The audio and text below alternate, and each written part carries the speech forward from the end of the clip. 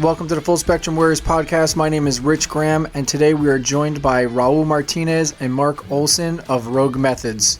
This episode is brought to you by Grunt Style, the patriotic American apparel brand, in support of veterans and first responders among veteran PTSD charities through some of the nonprofits that they work with.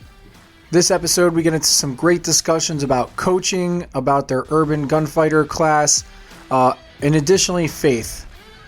We talk about a lot of different topics, and it's a great discussion. Stay tuned. All right, guys, welcome to the Full Spectrum Warriors podcast. Today, I'm joined with Raul Martinez and Mark Olson. Raul is a veteran Army and law enforcement, and Mark is a prior Marine Corps veteran. And yeah, man, welcome to the podcast. I'm glad you guys are here. Yeah, thank you. I appreciate the early tour, the time you took away this morning, and just being on here, getting a chance to talk to you. I know we've chatted through online means, and this was just inevitable. So I'm super excited that you had us over today. Yeah, I'm glad it finally came together. And Mark, welcome. Thank you. I'm excited to be here. Very cool. So what brings you guys to Florida? So Florida is one of our favored training states in the sense of the type of people that come out. So we were out here doing some training. We just spent 2 days down in Orlando, in the Orlando area, with our close contact gunfighter program, so our little fight program. And while I was here, we connected way back when. We've had other conversations about other projects, but it made sense to be like, hey, I'm in town. If you have time, you offered the time to come out here and do this podcast. So we piggybacked it on a trip where we were already out here. And like you said, you made the schedule clear for today. I made the schedule clear, and here we are. Very cool. How'd the class go?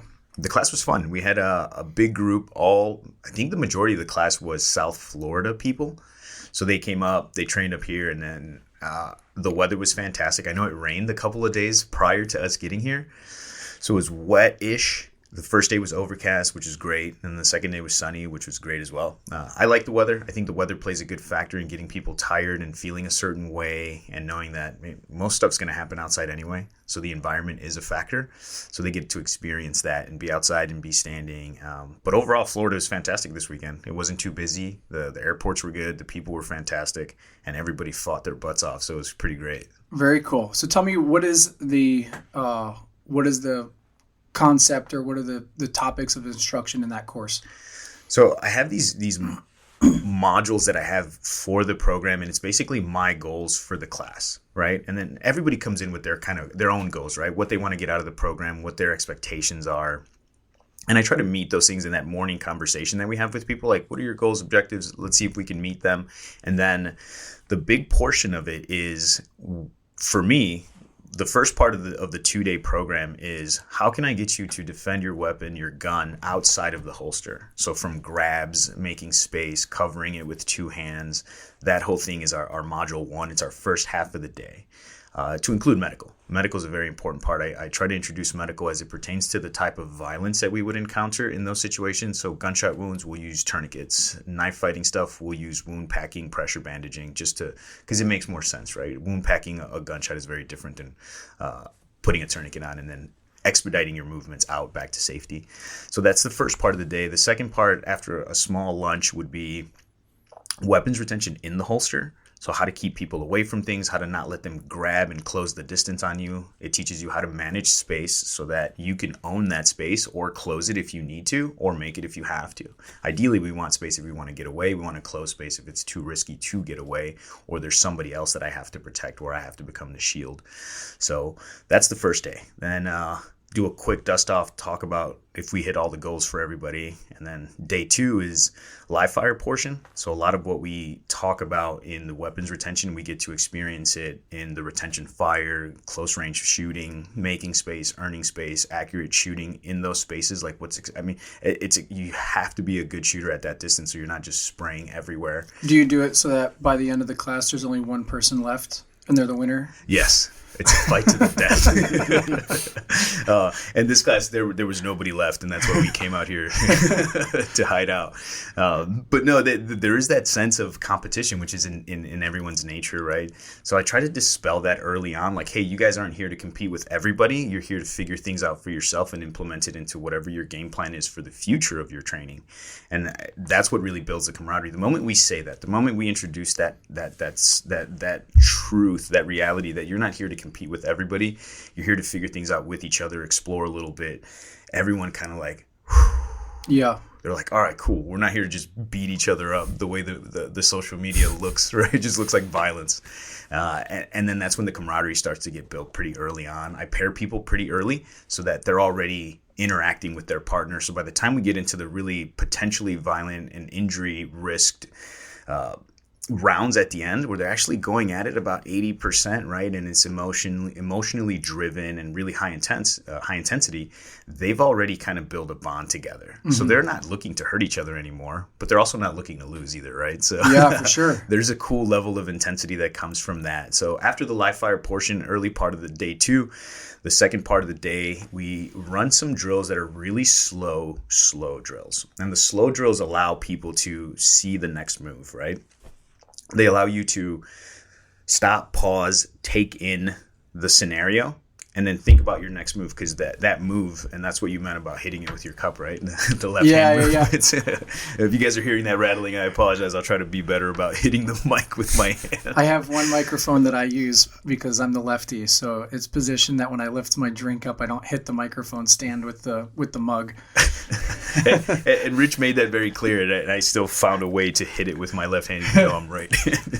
But yeah, the second part of day 2 is that slow fight. Can you see more? Can you be more? Where should you be? And maybe the option that you thought isn't the best option. Mm-hmm. And because we're going step by step, you're able to stop, reconsider, fix and adjust, maybe make another decision, and then the other person gets to see the same fight play out a little bit slower. So that's been a really fun addition to what we're doing, is allowing people to see the thing, see their decisions, and then maybe it's not the best decision, do something else. You get a chance to try it now. Yeah. Then we do a big giant safety brief. We get everybody huddled up and hoorah'd up, ready to go. We get the helmets out. We get the sim guns out. We run a safety brief on the sims because that's its own little animal.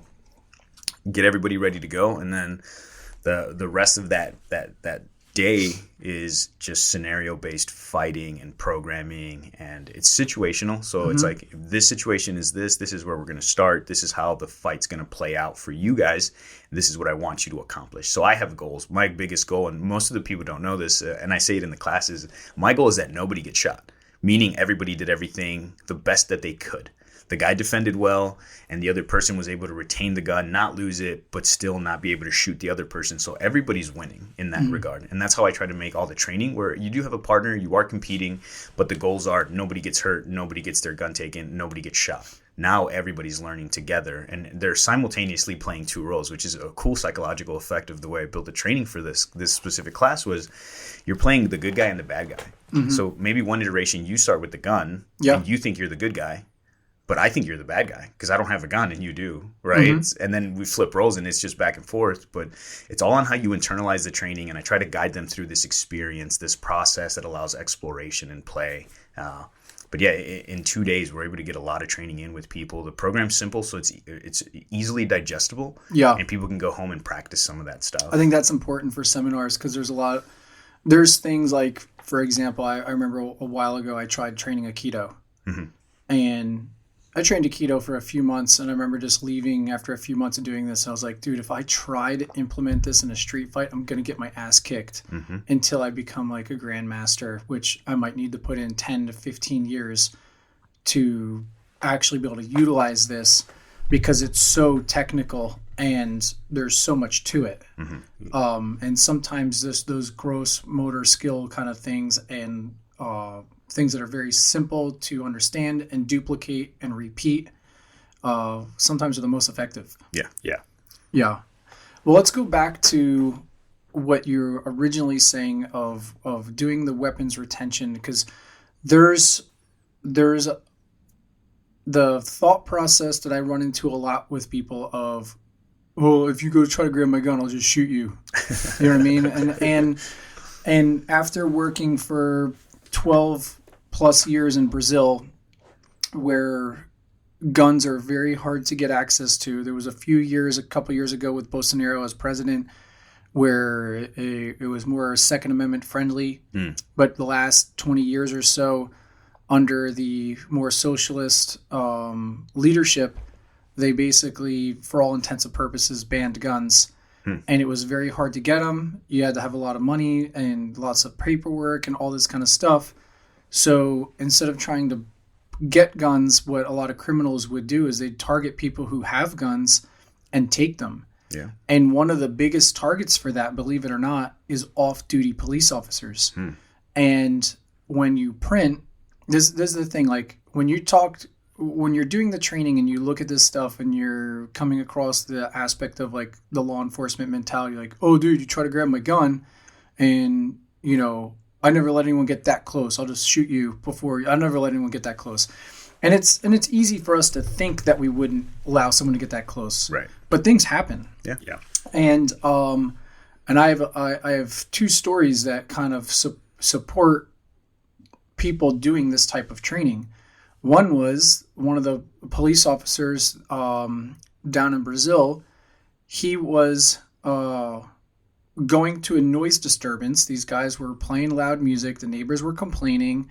And he goes over there. There's two officers. And they're like, hey, you know, your neighbors are complaining. Got to turn the music down. And they're like, F you, you know, we don't got to do whatever, blah, blah, blah. And it turns into like all the people at the party, all these teenagers, or maybe like in their 20s, you know, giving the officers a hard time, and they get in this big argument.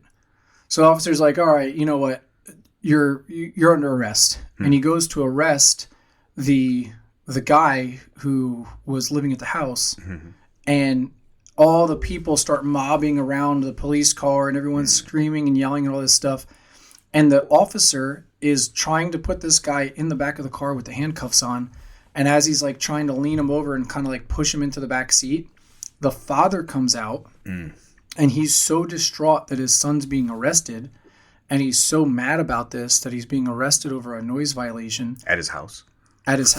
Yeah. But I mean, these are like the houses, like it's in like a city, so it's like it's not like the neighbors are really far away. They're like adjoining walls. You know what I mean? And the father comes out and reaches from behind the police officer's pistol that's on his belt out in the open, but it's got retention. But he grabs it, yanks it out, and shoots the officer and kills him. Shoots him right in the back and kills him. The other officer's like, holy crap, runs around the car, returns fire, and kills the dad. Oof. You know what I mean? And now, but it happened, like when you watch the video, it happened so fast. So we have an idea that like we'd never let anyone get that close. But what we see more and more often now is this mob mentality. And you see lots of people and everyone's running around. You have groups of kids jumping people. They just had a kid get killed the other day, you know, getting jumped by their 17-year-olds. And he got jumped and beat the kid to death. You know what I mean? You're seeing a lot of this mob mentality coming through convenience stores and all that kind of stuff. Right. But going into the other thought process. So when you go, I would never let anyone that close. Well, maybe the dude that you're arresting or you're going hands-on with isn't the one that actually grabs the gun. Right. And that's one with retention. But most of us are like, oh yeah, I would never let anyone get that close, blah, blah, blah. If you tried that shit, I'd just shoot you. And it's like, this is all fine in theory, right? Yeah. But the other thing to take into consideration, and this is why the off-duty police officers are targeted, especially in Brazil or other countries, is our concealed carry holsters normally have no retention other than friction. Yep. So I don't even have to actually get my hand on the gun. I could grab you around your waist to pick you up and throw you. And when I grab around your waist and I lift you, there's a probability that that gun could just slide out of the holster. Yep. And now it falls on the ground, and now we're in a wrestling match for the gun. But these officers get jacked all the time because they're printing, or guys know that they're police officers. Guys case them out. They're like, this dude's a police officer, and maybe they don't even just take the gun. Maybe they just rob them at gunpoint for their gun. Right. You know what? But there's been a bunch of surveillance videos that come out to where dudes see that the guy's printing, And when the guy's not looking, they run up and they just grab after the gun right through the clothing because there is no retention. Right. So sometimes the dude gets it. Sometimes it turns into a wrestling match. Usually there's 2 or 3 dudes that will come and do this. Right. So when the gun falls out and you go into a wrestling match, one dude's wrestling and the friend picks up the gun. Yeah. You know what I mean? So if we're carrying a weapon, once there's a weapon involved, now you have a weapon fight. Yep. You know what I mean? Like, if there's a gun on the ground, both people are thinking whoever gets their hands on this is going to kill me. Mm-hmm. You know what I mean? Now the fight just got escalated once that weapon was entered into it.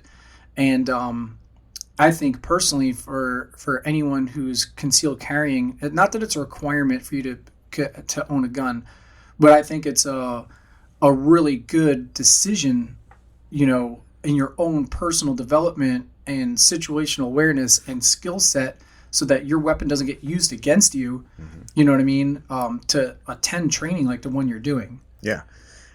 You're absolutely right, because sometimes these situations don't even want to come to that. Let's say just the average guy is at a grocery store and he kind of prints incorrectly and somebody sees it and they're like, hey, this is easy. I'll just get this gun from this guy. The guy who wants to steal that gun isn't thinking, I'm going to kill you. I'm just going to rob you of your stuff. Right? But then the gun does fall between 2 humans and they look at it, they look at each other and they're like, oh, well, now it's a battle to the death, which it was never intended to be, right? He just wanted to take it from you. So you might almost force somebody's hand by not being aware, by not being able to fight, and not having the aggression and sensitivity to understand that you should be able to protect yourself with your hands, and then the tools are just amplified force. But I think people, like you said, I'll just shoot them, I'll just do this. Like, there's a lot that happens before a gun is even introduced. There's a lot of violence that can happen before a gun is introduced. Unfortunately for law enforcement, they're always bringing it, and it's always out in the open, and it's always an eyesore almost. We would go to houses over nice things, right, just to check on a family, let's say, when I was a cop in Chicago. And the first thing people do, even the kids, they're like, oh. They look at your gun. Like, they meet you, they say hi, and then they look at your gun. And so everybody's constantly, it becomes this weird focus of attention.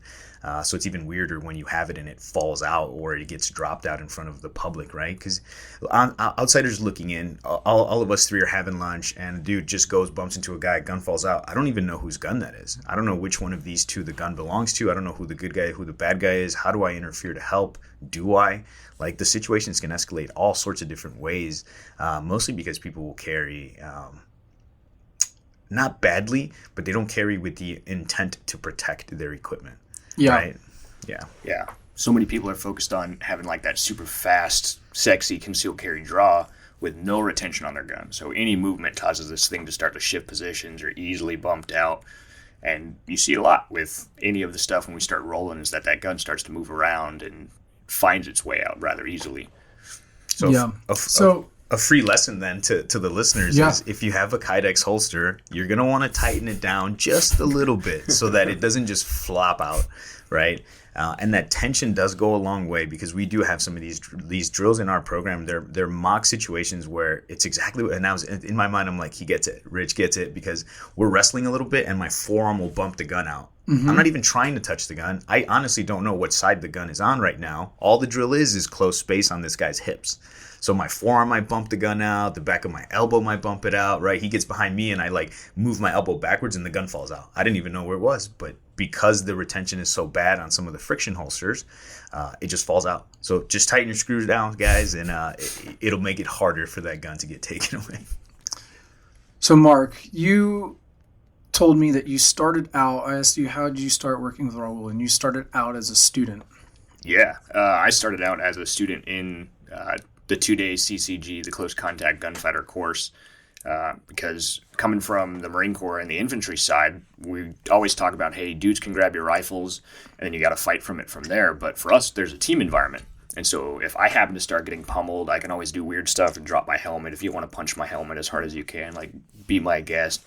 But then if I start to get pummeled, I've got 4 other dudes that can rush into this room. I've got a whole nother squad, a whole platoon that can come in here. And now there's suddenly 6 dudes pummeling this one dude, as opposed to me now as a private citizen stuck somewhere else fighting one opponent or fighting multiple opponents. Like, how do I truly defend my gun and keep my equipment with me and on me was a big concern.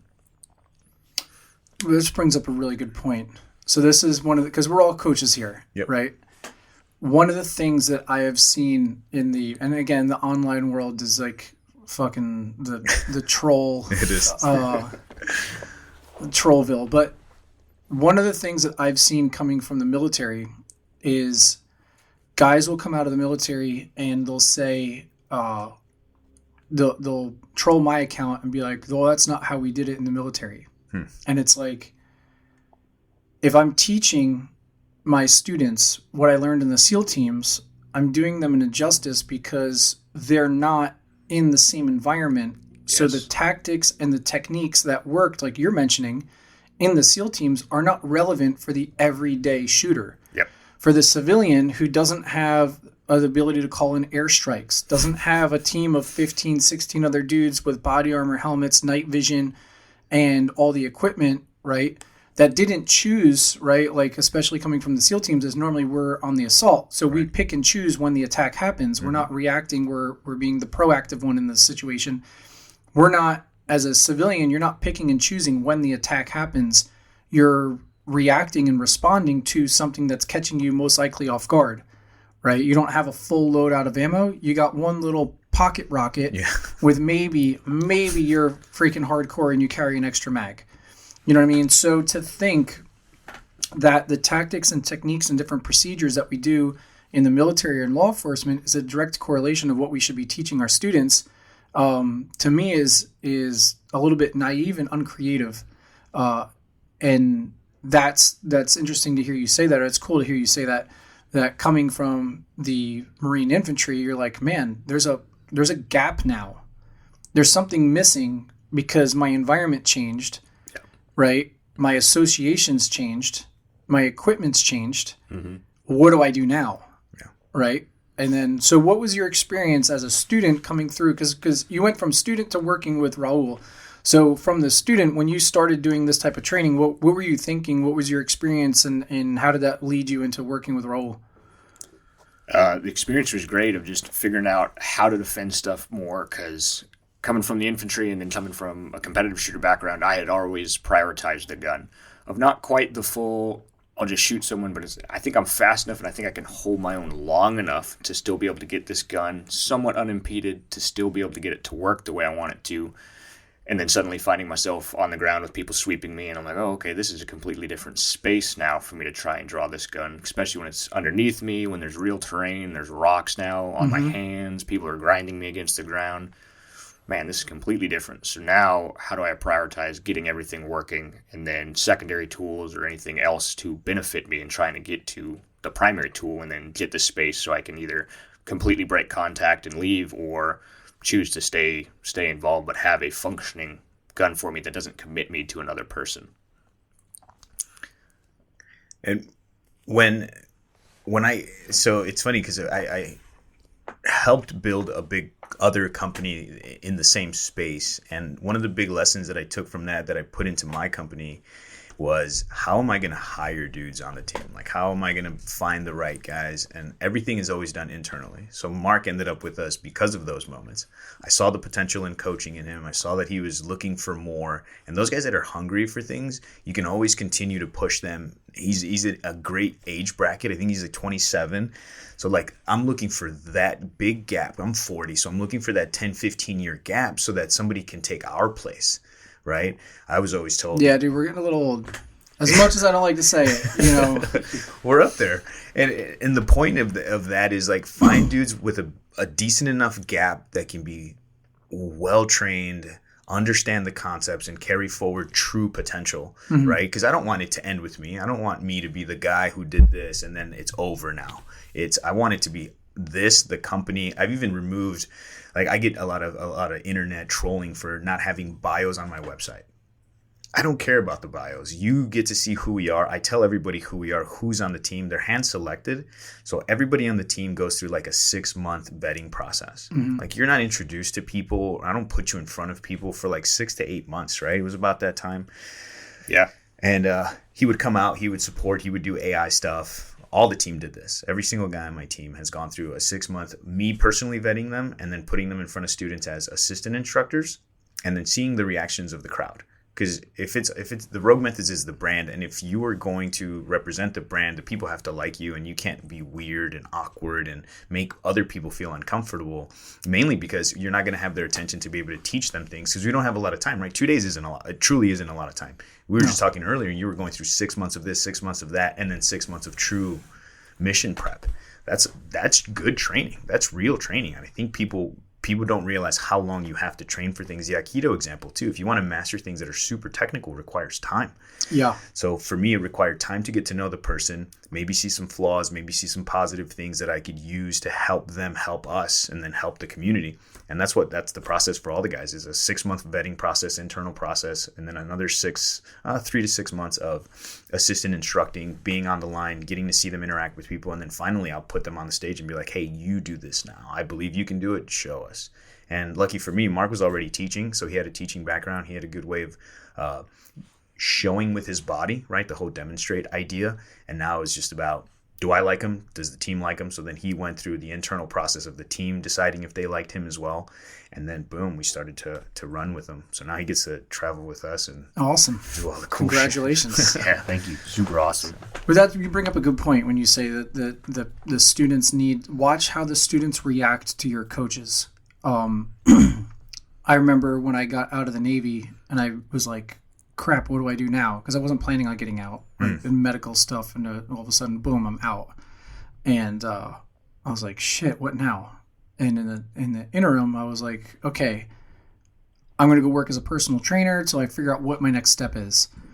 And when I first got there, I was so intense, thinking like still in that like Navy SEAL mindset of I got to put all my students through like Hell Week. You know what I mean? And it was more about me than what they needed. You know what I mean? And just being like hardcore about everything. And I very quickly realized that I'm scaring people away. And I'm getting a couple of clients, but the clients that I'm getting are like almost like, they're like gluttoning for punishment kind of thing. Yeah. You know what I mean? And I remember being at the gym and I started picking up all these self-help books on like how to win friends and influence people, the art of the art of dealing with people, and all this, like these communication books. And the other personal trainers were like standing around the desk like laughing at me for reading these books in between clients. They're like, dude, why are you reading that? And I'm like, because I know how to tell people how to do a push-up. Like telling someone how to do a push-up isn't hard, or how to do a correct lift isn't complicated. Being able to communicate what it is that we need to be done is the trickier part. And then also what happens once they know how to use the machinery? What happens once they know how to train with a kettlebell? What happens once they know how to swim, breaststroke or side stroke or whatever? They don't need me anymore. So if you're building relationships with people, then they want to be there with you to guide them through the workouts. They want you to oversee and coach them. But part of that is based on the relationship that you build with the person. It's not necessarily about the exercise itself. It's about the experience. And you get that through understanding how to be a better communicator. And there's a lot of guys who just like their approach is almost, it pushes or intimidates the clients away. And there's a lot of people who are intimidated to come into the firearms industry because there's still a lot of dudes who are using, like, again, the way we communicated with each other in the military and trying to translate that to the everyday, civilian corporate job kind of person. And the methods of communication, the things that we do I guess it's just different too. Like with the military, it's like, you're going to go through this training. You don't have a choice. You know what I mean? Like when you went through infantry school, right? It was like, hey dude, we're going to teach you how to shoot this rifle. Don't be an idiot. Right. But this is your job. Your job is to shoot this rifle. You join the infantry. That's your fucking job. You don't do it, you're going to go to jail or get a dishonorable discharge. You know what I mean? Like you don't have a choice in the matter. Yeah. Where these people are coming like, dude, I'm paying you. This is my day off. Right. And I'm time away from family. And I just invested a shit ton of money to have you educate me. Like, I don't need you to talk to me like I'm an idiot. You know, I need you to talk to me in a way that I understand what it is that you're trying to communicate. Yep. You know what I mean? And I think that there's a saying that I love where it's like, you know, you can be right or you can be effective. You know what I mean? Yeah. And a lot of guys come at this with the attitude of, well, I don't care how I say it because I'm right. Mm-hmm. And that sometimes can be a very counterproductive way to be a coach or an instructor, because it's like, yeah, you know, we can be right all day long, but if in the process of being right, everyone's like, that guy's an asshole, I don't want to be around him. Like, well, that just kind of screws up. Now, how effective are you being? How many people are you actually impacting? How many people are you reaching? How many people can you really grow to the next level because they come back for more training? Because again, you can't figure everything out in 2 days. Right. So really what you want is people to be able to come back and continue to train with you and be excited about, you know, learning new things and continuing to develop their skills and all that kind of stuff. And that's one of the big ones for us too, is we have a really great return customer rate right now. And I think it's the biggest thing for me is making that connection, that bond with people, communicating effectively, and then connecting. And this is where I think guys in similar positions, they don't want, because it's a lot of effort to actually connect with people, remember their names, remember what their job titles were, what they did, and how this may impact their family, and then how they're going to carry that back home to their friends and relatives.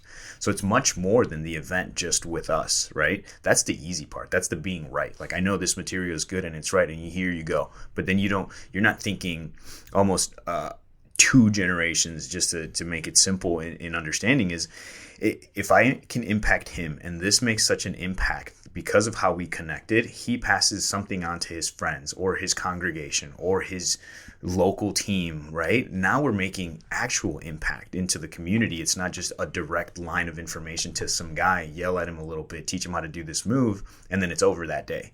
Like, what we're trying to accomplish, and it sounds like exactly the same as what you're saying, is I want to connect on a level where I know your name. If you're having a kid, I'll call you and be like, hey, we had a guy get married. And I was like, oh, dude, congratulations. I saw he posted he was getting married. I was, congratulations.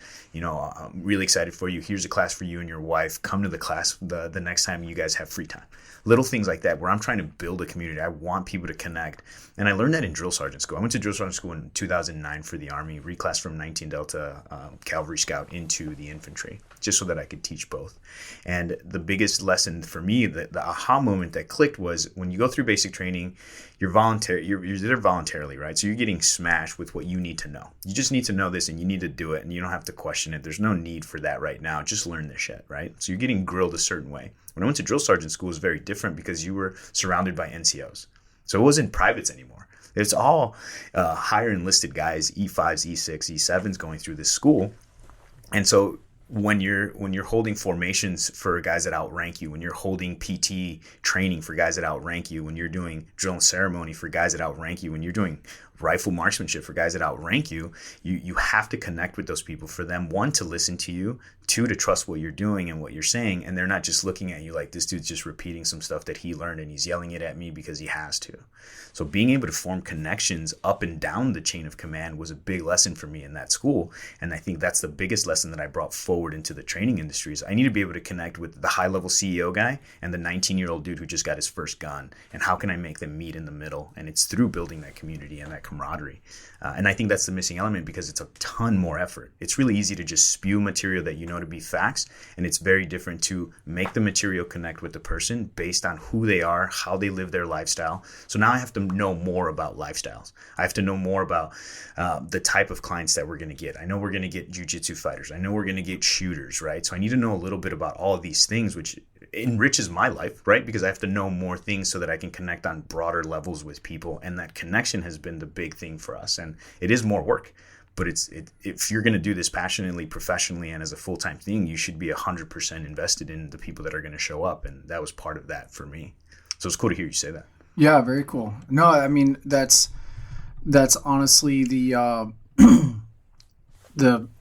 one of the things that's happened with my training career was I got brought out to work with a police department, like it was in 2009, I believe, 2008.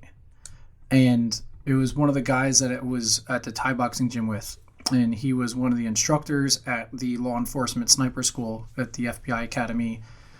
It's the FBI Sniper Academy, but they certify the police officers. Does that make sense? Right? So he works there, and he's like, hey, man, you were a sniper, right? Come out.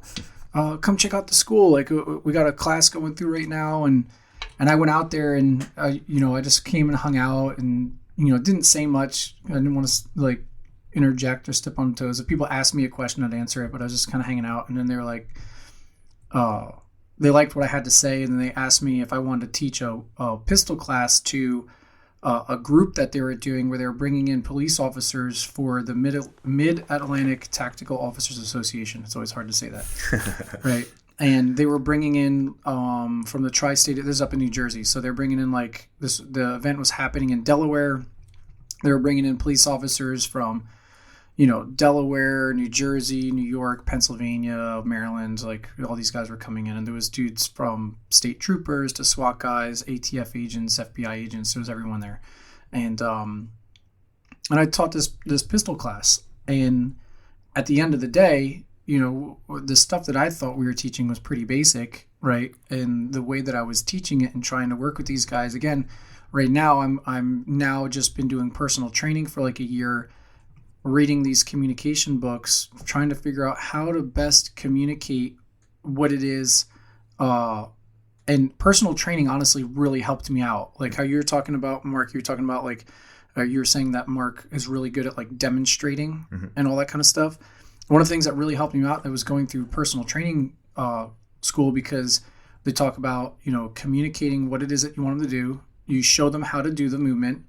The other thing is, while they're doing the movement, giving them cues like, now or boom or whatever it is, like emphasizing a specific part of the movement, you know what I mean, with cues. And then they said you have to be able to then tell someone how to do the movement without demonstrating the movement yourself. Like, how do you talk them through and communicate exactly what they want to do? You're stuck in a chair. You can't move at all. You want to teach someone how to do a kettlebell swing. How do I communicate to you how to do a kettlebell swing using communication, right, and cues, verbal cues, to relay that message to them so that they understand what it is that you're asking them to do, right? And then making those small corrections along the way, right? So reading those communication books of people skills, and then also studying like the personal training side of it. When I basically took that when I went to go teach these guys how to shoot pistols and stuff like that, changing over from like that boot camp style mentality of like, I'm just going to yell at you to do it, and when you're doing it wrong, I'm going to tell you stop fucking it up, do it again. Like, okay, well, you didn't tell me what to do. Yeah, or how to do it better. You know what I mean? And leaving that, the police officers were like, dude, people have been trying to teach me this shit for 16 years. And it finally clicked. Like, I don't know why they didn't say that to me. And I didn't even know what it was that they were told versus what I was saying. But that literally was like the catalyst for the police departments were like, we want this guy to come teach our guys. And then now that's what I've been doing now since 2008, and the reason why is they go, Rich had a way of explaining things that people were making very complicated, and he put it in a way that was simple for all the guys to learn. He didn't bring his ego onto the range.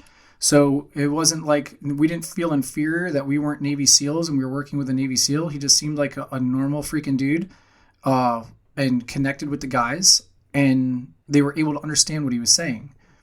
You know what I mean? And duplicate it. And I think from a coaching standpoint, like that's it. That's like one of the biggest compliments you get is like, okay, cool. It's not about me. It's about what can I, the show me is let's see what the students are doing. Yeah. I think that's the true test to the coaching. Yeah. Is how are the students performing all of the material you're explaining, having them do, showing them physically? Can they do it? That's the true measure of good instruction, right? I can show you in any curriculum that I would build, I would master the curriculum before I would show it. But how good is it truly if the people that are there to receive the information can't do it? Then I'm just spewing stuff that I'm good at. but they're not getting it. So there's a failure there. And I think that's the biggest rap of coaching. And that's where I get the most out of it, is when nobody shoots themselves in the drill or nobody shoots the other person. I'm like, yes, we accomplished the goals. And that was my goal for you, is that you conceptually put the material into practice now, and you're able to execute without being hurt, injured, or maimed in any way, because the material actually made sense and you're able to do it. And like you said, things need to be simple for people to internalize and then make it their own. So what I try to do is I try to tap into how people already do certain things, so that when they do them, I'm just filling in the blanks. So I'm constantly watching how people move, and I'm like, okay, that's good, but let's do this too. And so if you feed and you build on top of, instead of trying to recreate somebody, right? Because 2 days isn't enough to build somebody brand new. So I'm just going to tap into what you're already good at, feed you a little bit of this, a little bit of that, and you're going to do it. And then I'm going to refine it the best that I can. And this is, again, why we do small group classes. And you understand that the smaller the group, the more attention I can give each person. Yeah. And 2 to 3 coaches on the line, now they're going to say the same thing I'm saying in their way. Maybe they connect with you differently. It's just like the experience with the officers. You came in and said what the guy's been hearing for 16 years, but you said it in the right way that connected, that made everything else bind and click for him. And it's maybe because you built that camaraderie, you built that trust, and people were like, I trust him, I'm actually going to listen this time, instead of wait to not get yelled at. And that's a big experience we have with this community too. Guys are like, dude, I really like that you guys are super chill, and you joke, and we play, and then we drill, and then it's intense, and it's real life stuff. But you're not out here trying to like beat us up and show us how cool you are. It's about us. And that's, I think, when you can really connect with people, and people know the difference, man. People aren't as dumb as people think. That's why I don't even interfere when there's trolls on comments or anything like that. I'm like, the people will weed the weak out anyway, right? They'll go to that class. Sure, they'll spend the money on places where it might be a waste, but that's not really a waste, because now you learn something. You learn that you don't like that type of coaching. Maybe you prefer the more laid-back, joking coaching, and maybe you don't even enjoy my coaching because you want the guy to yell at you and tell you you're a piece of shit, because there's people that like that stuff, right? I was berated, and it was great. I went for those reasons. Like, this is part of what I signed up for. This is awesome. But when I go to a course now that I'm paying for and taking time away from family and investing personal money into it, I don't necessarily want to be yelled at. I want to be made better. Yeah. And that's truly the showcasing of good instruction, good coaching, is when you can actually make people better in the short amount of time that you have people. Yeah. That's the art. That's the fun part for me. Well, I think one of the things you mentioned in there too is about giving them little bit pieces at a time. And I call that in layering, right? Like, and I don't think I made that term up, but like just giving the training in layers. And that's one of the things too, is again, with communication and trying to be effective. You know, I know a lot of times, and I have some of my team guy buddies who will chime in or send me a message like, hey dude, so-and-so's doing this wrong, right? Or I'll have one of my friends or one of my students will come up to me on the line and be like, hey Rich, so-and-so has their grip right now is wrong, or whatever, or body position or something like that. Like, there's something that's off, right? And I'm like, I know. And they're like, you're gonna correct it? I'm like, not yet. And they're like, why are you correcting it? It's like, because I gave them 5 things to do, and I want them to focus on 5. There's 20 things that they need to do. Like, I'm making these numbers up, but there's 20 things that they need to do, and if I give them 20, they're having a hard time with 5. If I give them 20, they're just going to get frustrated. They're going to get pissed off, right?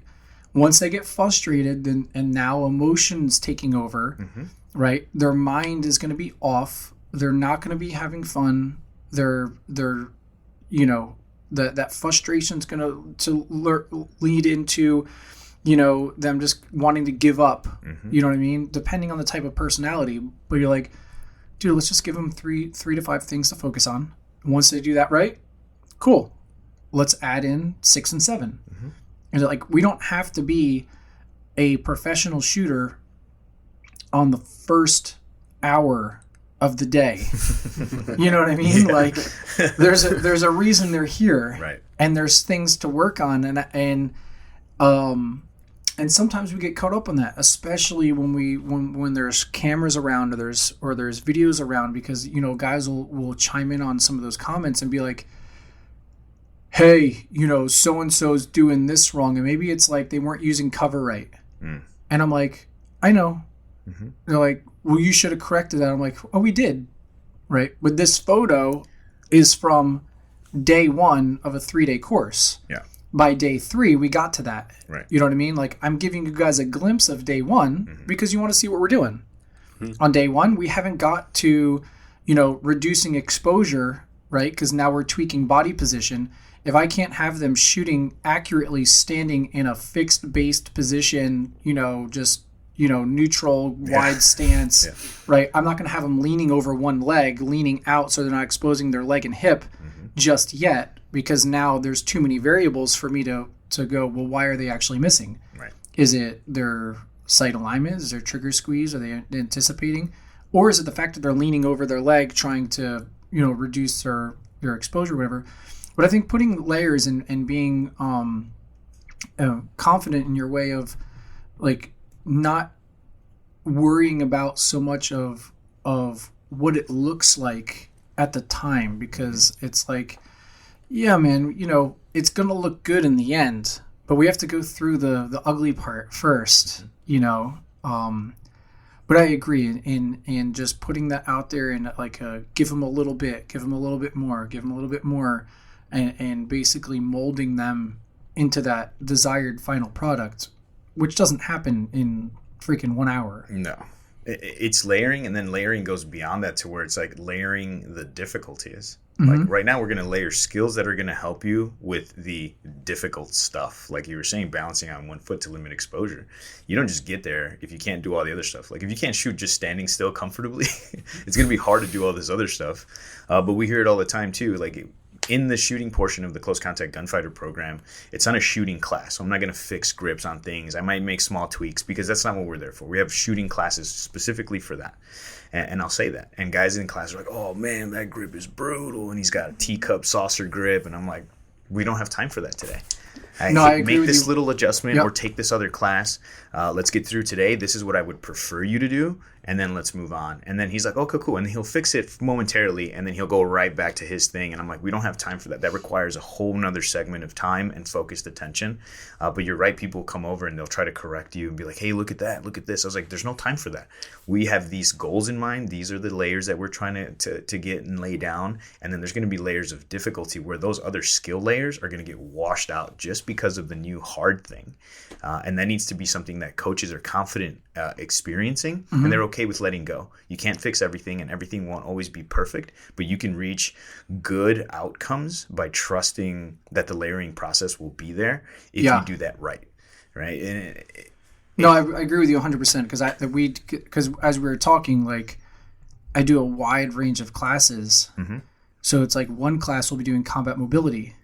And this is about the body mechanics, moving from position to position, right? Our weapons handling and all that kind of stuff. And we're not focused necessarily on pinpoint accuracy because I don't have the time to discuss it right then. Or if we're doing team movement and communication, we're doing bounding drills and peeling drills. My goal is that you are looking, you're not getting tunnel vision, you're communicating with your partner, you know where you're going.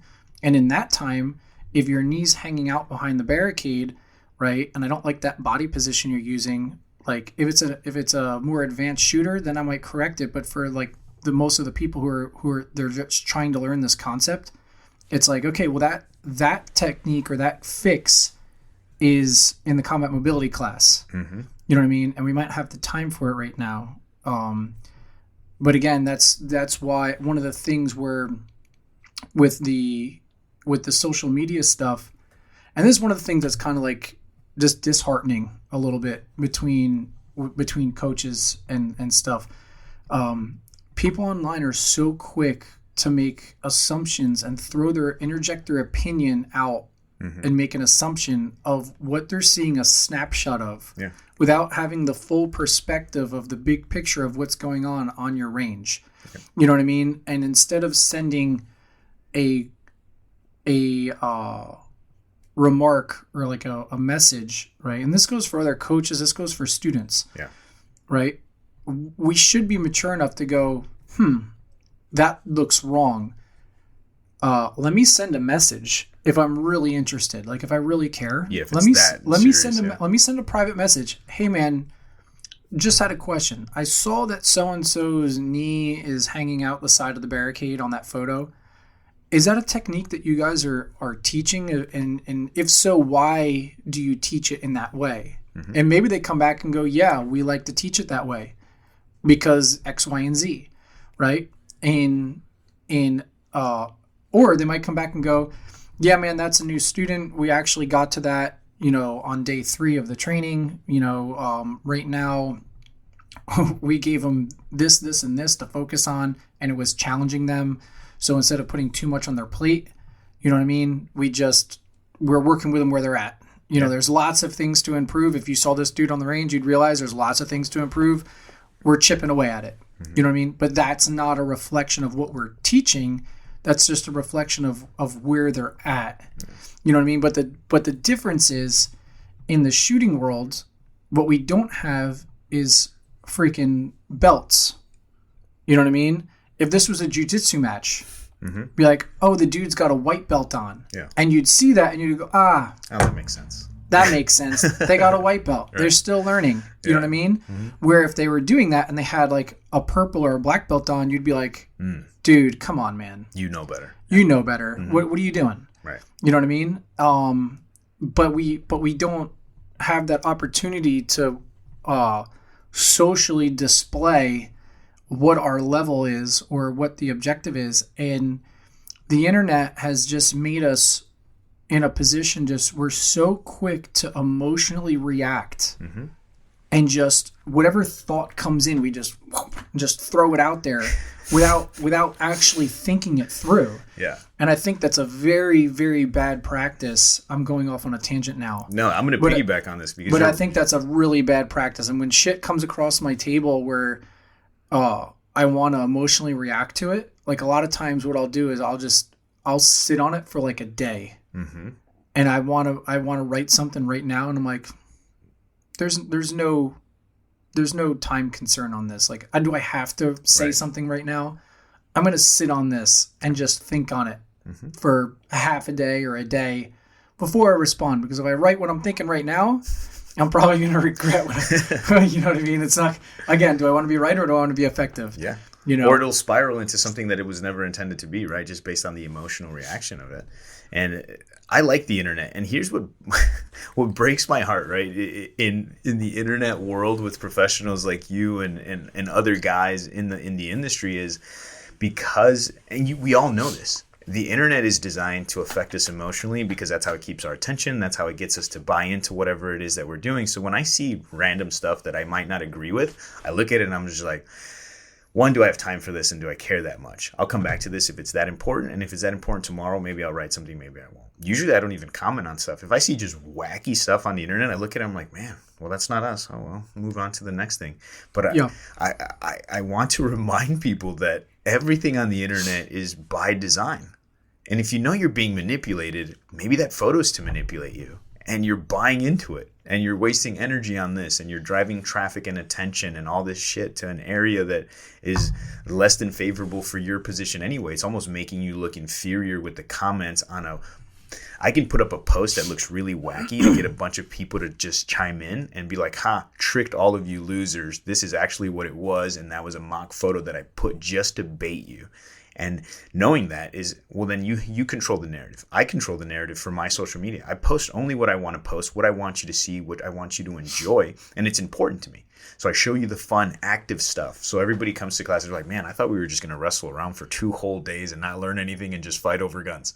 I was like, cool. That's the intention. That's what I wanted you to see on the internet so that it weeds out the people that are on the fence about those things. I want people that are 100% interested in some brute force, good training, strong 2 days, and those are the people that we get.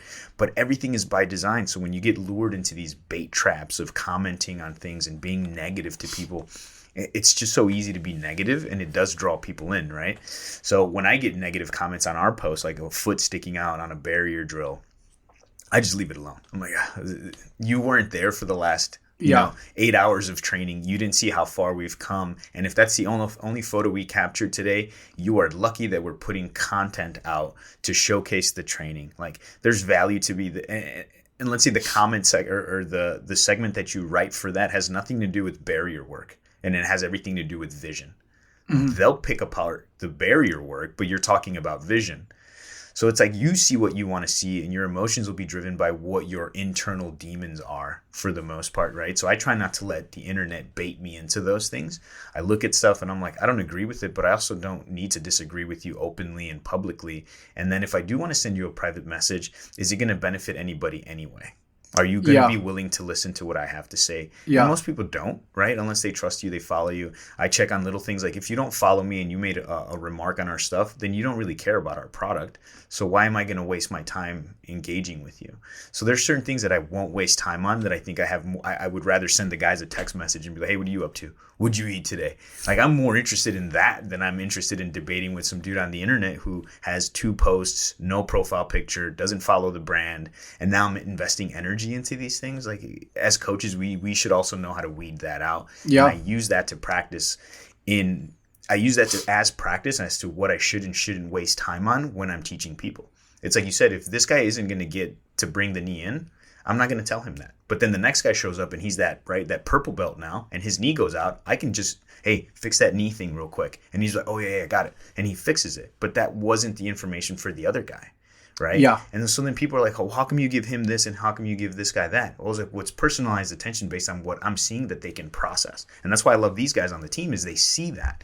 They won't fix a grip till midday. And I'm in the back like, you need to fix that internally. Or I'm like, man, you need to fix that. You need to do this. And then I just sit back and let them do their thing. And then I come back at the end of the day and I see everybody on the line and everything's fixed. But it's that trust process. It's the not becoming overly emotional and not being lured into those traps. Yeah. And then I have seen dudes create content that is just bait content. They put an optic wrong on a rifle and they take a photo of it. And then everybody's like, look at this idiot. Look at this guy. He's dumb. And then at the end of the comment section, he writes, I did that on purpose just to see how you guys were going to react. Whether it's true or not, I don't know. But man, you got a bunch of people riled up. And if you can be manipulated like that, know that people are doing things purposefully to manipulate you. So don't fall for those things or give it a day. What you said is perfect. After a day, does it even matter? There's like 17 new posts, right? Yeah. In 24 hours. It's like a matter of minutes before the next thing comes over it. And if you're a coach that's truly invested in people, you're not wasting your time on random things like that. You're taking that day, coming back, and you're like, is it really that important? Who cares? Yeah. And I mean, that's true to shooting as much as it is to just personal posts of everyday things. Mm-hmm. You know what I mean? That's just that's a good life skill just to practice.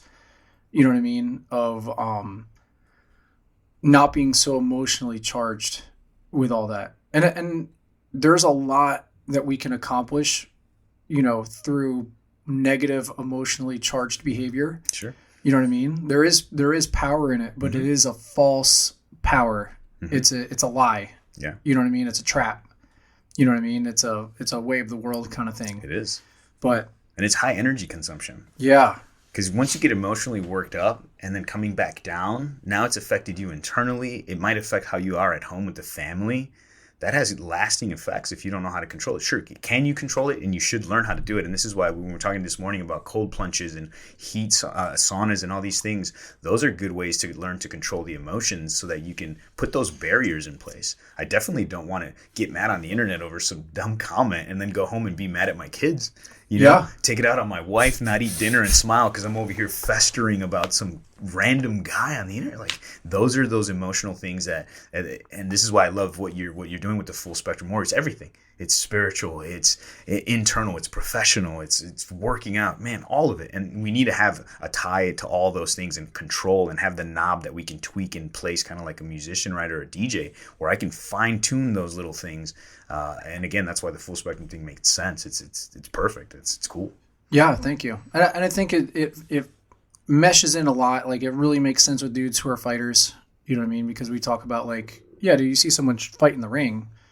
But there's so much more that happens behind the scenes to be at the level where you can fight and win in that ring. Yeah. You know what I mean? Not that I'm a professional octagon fighter or something like that, but just in understanding the training routines and the fitness routines and the diet routines and goal setting and being determined and consistent and accountable You know, there's so many little aspects of your personal responsibility that it takes to perform at a high level, but people are focused on punching techniques. Right. And it's like, dude, the punching technique is the smallest part of the equation. You can teach anyone a technique. I can teach anyone a fundamental or a technique for shooting. That's the easy part. Life's fucking hard. That's the part that's the complicated thing. Yeah. And that's one, like you were mentioning with the cold plunges, that's one of the things I love doing. I don't want to give away too many secrets, but like the not secrets to like you guys, but for people attending the training, but like when we do the cold plunge, what I like to do is I'll throw people in the pool at like the Protector Summit. The water gets down to like 52 in that pool. Nice. And we'll have all the dudes jump in the pool. And I don't tell them anything like, all right, everyone, we're going to get in the pool. And what do you think everyone's reaction is when they get in the water? The whole like big deep breath, like yeah, everyone's like, oh, and they're like, oh, everyone's like yelling and all this stuff, and everyone's putting on this big display to show how cold they are. You know what I mean? And it's very interesting when we do that. It's we're trying to get attention because we're experiencing something that's uncomfortable, and we want to get attention, right?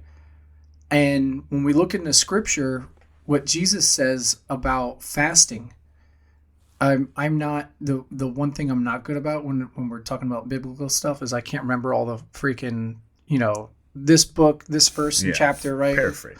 But I know what Jesus said, and it's in there. And one of you guys who's better at remembering, you know, those numbers, you can write it in the comment below. But he was talking about when it comes to fasting.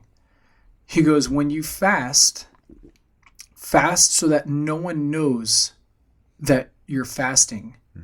Do not tell everyone and shout it out to the world. Look at me, I'm fasting. Look how good a job I'm doing, right? To try to gain attention for fasting because it is going against the whole purpose of why you're fasting.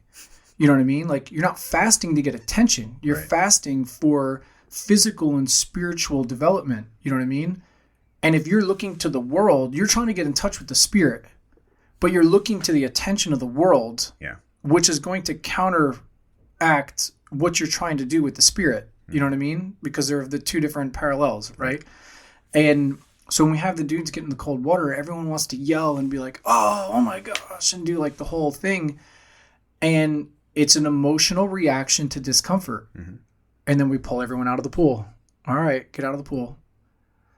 If you react to every single time you have discomfort in your life in that regard, you're gaining attention for the wrong things. Would you rather be the person who is known for the one who emotionally reacts to everything? Or would you rather be known for the dude who walks into the pool, and then we'll get back into the pool, and have zero emotion? Just dead stone face and just talk like nothing's happening. And then you get out and the next person gets in the pool and they go, oh my gosh, this is so fucking cold. And you're like, you would never have known how cold the water was by watching the one person get in versus the other person get in who's screaming and yelling about it. If you want to lead, who would you follow? Right. The dude who's unfazed by the cold? Or the dude who emotionally reacts and throws a little, not, I don't want to say temper tantrum, but like a little, oh, look at me, you know what I mean? Yeah. And it's like, if you just take that as like an example of how we process the everyday challenges and everyday discomforts, and every time we have something that goes on in our life that basically draws an emotional response from us, do we jump on it and magnify it and exacerbate it to get attention?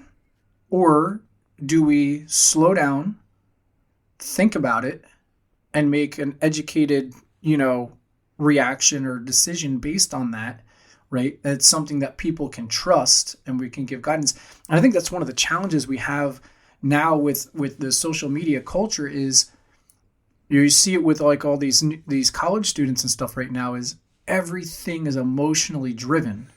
And it's look at me, look at me, look at me. You know what I mean? And it's making for very poor decision makers, right? Because we don't make good decisions when we're emotionally charged. Right. And I think it's bleeding over into a lot of aspects of our lives. So as simple as it's like, yeah, it's just a chili dip. You know what I mean? Mm-hmm. You know, you get into cold water in the morning. Well, what is it we're actually training? What is it that we're trying to,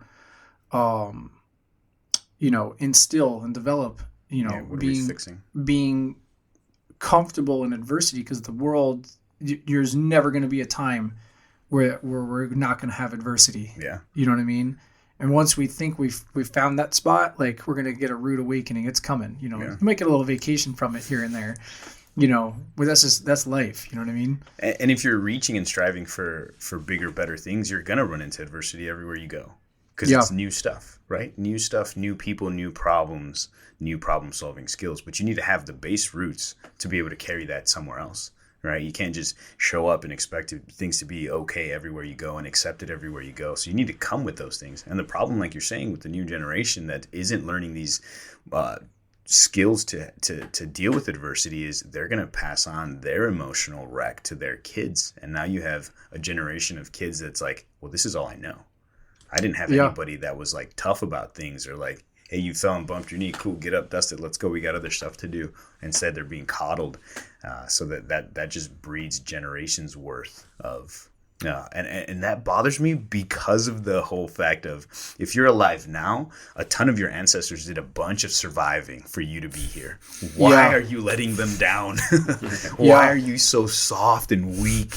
And this whole time, your generations have lived this long for you to be that. That bothers me. So that's a big inspiration for us and for our kids too, is like, if I survive this long through my bloodline, we're going to keep making it better, not worse.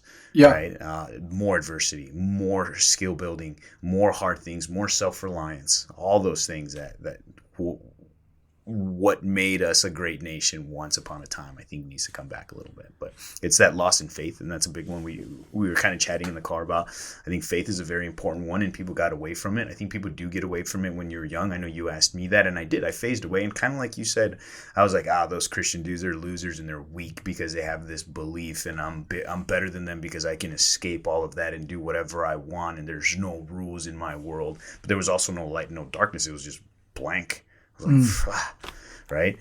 Growing up and maturing then, and it's not that you fall away from faith. I think you separate yourself from it because you're interested in the world. You want to learn about the world, right? So you separate. Because I grew up, I went to Catholic schools when I was younger. Is this in Chicago? In Chicago. Okay. Right? So I went to Catholic school for 2 years. We had nuns, and I remember them being some of the most loving ladies I've ever met in my life, and they cared genuinely about the people. And then I went to public school, and nobody cares about you anymore. There's 42 kids in a classroom, right? So it's funny you say that, not to get you off topic, because I want you to keep going with what you're saying. But growing up in the public school, you are led to believe, at least we were in New Jersey, led to believe like, oh yeah, dude, you don't want to go to one of those Catholic schools. The nuns, they're super mean. They beat kids with rulers. Like, everyone's like scared of the nuns at least when I was in public school. It was like the nuns and the homeschoolers, you're going to be weird. You're going to be, this and that. And it was one of those things to where it's like, you're so lucky to be in the public school. Yeah. It's funny how they communicate that. Yeah. And then you grow up and you're like, man, they lied to me about that. What else did they lie to me about? Right. Yeah. What else did you make me believe? So I had the flip side of it. It was private school, Catholic school, and then it was public schools. So I came seeing the loving side, the complete attention to the folks that were struggling. They would actually try to make them better, other than just push them into the special needs areas, right? Which you just get trickled out and lost into space in the public schools. So seeing that was a very important thing. So for me, it's not that I was void of faith growing up. I had it.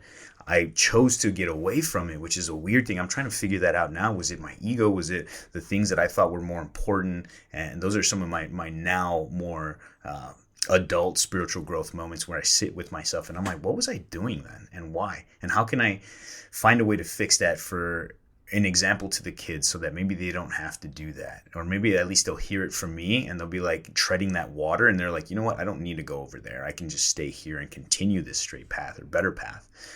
But I did fall away from it, and it was more to get into low-level crime stuff, selling drugs, guns, being a little gangbanger, having fun on the streets, and that became all-consuming because it does give you everything. It gives you attention, it gives you power, it gives you status and structure, and you get a group of people that are always cheering you on to do all the dumb, bad things, right? So you find the same thing that you had spiritually in the world. And I think that's where it traps people, where they don't know how to get out of it. Nobody inspired them to come back out. So for me, the military was kind of that saving grace again. Yeah. I go to the military, and even then, right, my ego was rough, and for no reason. I look back, I'm like, man, what a waste. If I would have just been more open-minded, more willing to listen, more attuned to leadership, I would have probably excelled in certain things. I probably would still be in. If I didn't have that weird nonsense of an ego as a young man, having accomplished nothing yet, right? Like, other than the street stuff, which I thought was a big deal, but the rest of the world doesn't care about those things. They don't care how much cocaine you sold or how many guns you hid from the police and how many times you got away in a foot pursuit. The real world doesn't care about those things. They're cool stories, right? People want to hear them now. But back then, when I would tell those stories, they'd be like, what? Why would you do that? That's like guys my age, right? Like, I went to college. I did this, and I had a girlfriend forever, and like all this like real life stuff that was prepping them to be better leaders earlier in life, where my stuff was just like this weird, it's just a little spiral that now I'm happy for it, because now I have that lesson that I can then impart into the future of the kids and people that listen. Like, hey, it might be cool, but it's unnecessary. You can learn a lot of those lessons without having done all that stuff. But the military was a really good point for me, where I was able to transition back, connect with a bunch of people, because all I knew were the city folks and the Mexico folks, right? I would go to Mexico, I would come back to Chicago, and it was city folk, rural Mexico folk. When I joined the military, I had everybody from all over the country. So now I got friends from Tennessee, California, Utah, and I'm like, man, these dudes, this is awesome. So I'm able to reconnect. A lot of those dudes brought the faith with them, so they were carrying it with them. And those little guys, this is why I say the impact we have on people, we don't know how far reaching that's going to be. So their preacher or their dad who kept the faith at home and was the king and the priest in the house that passed it to the child, that then carried it over to Kentucky and met me and then reignited my fire. Like, that's crazy. They didn't think that, probably, right? They didn't think I'm going to inspire my kid so that he inspires that kid from Chicago. I'm sure he didn't think that way, but it got there. Yeah. And then it carried on and reignited. And towards the end of my time in the military is when I was really getting focused back. And that's when my leadership started to excel, because I understood that I was below somebody, right? I didn't think I was the top of the food chain. And I carry that to this point with Rogue Methods. One of the funny things, because the initials are RM, people think it's Raul Martinez, right? And it's not. It's actually the initials of my son, Raul Martinez.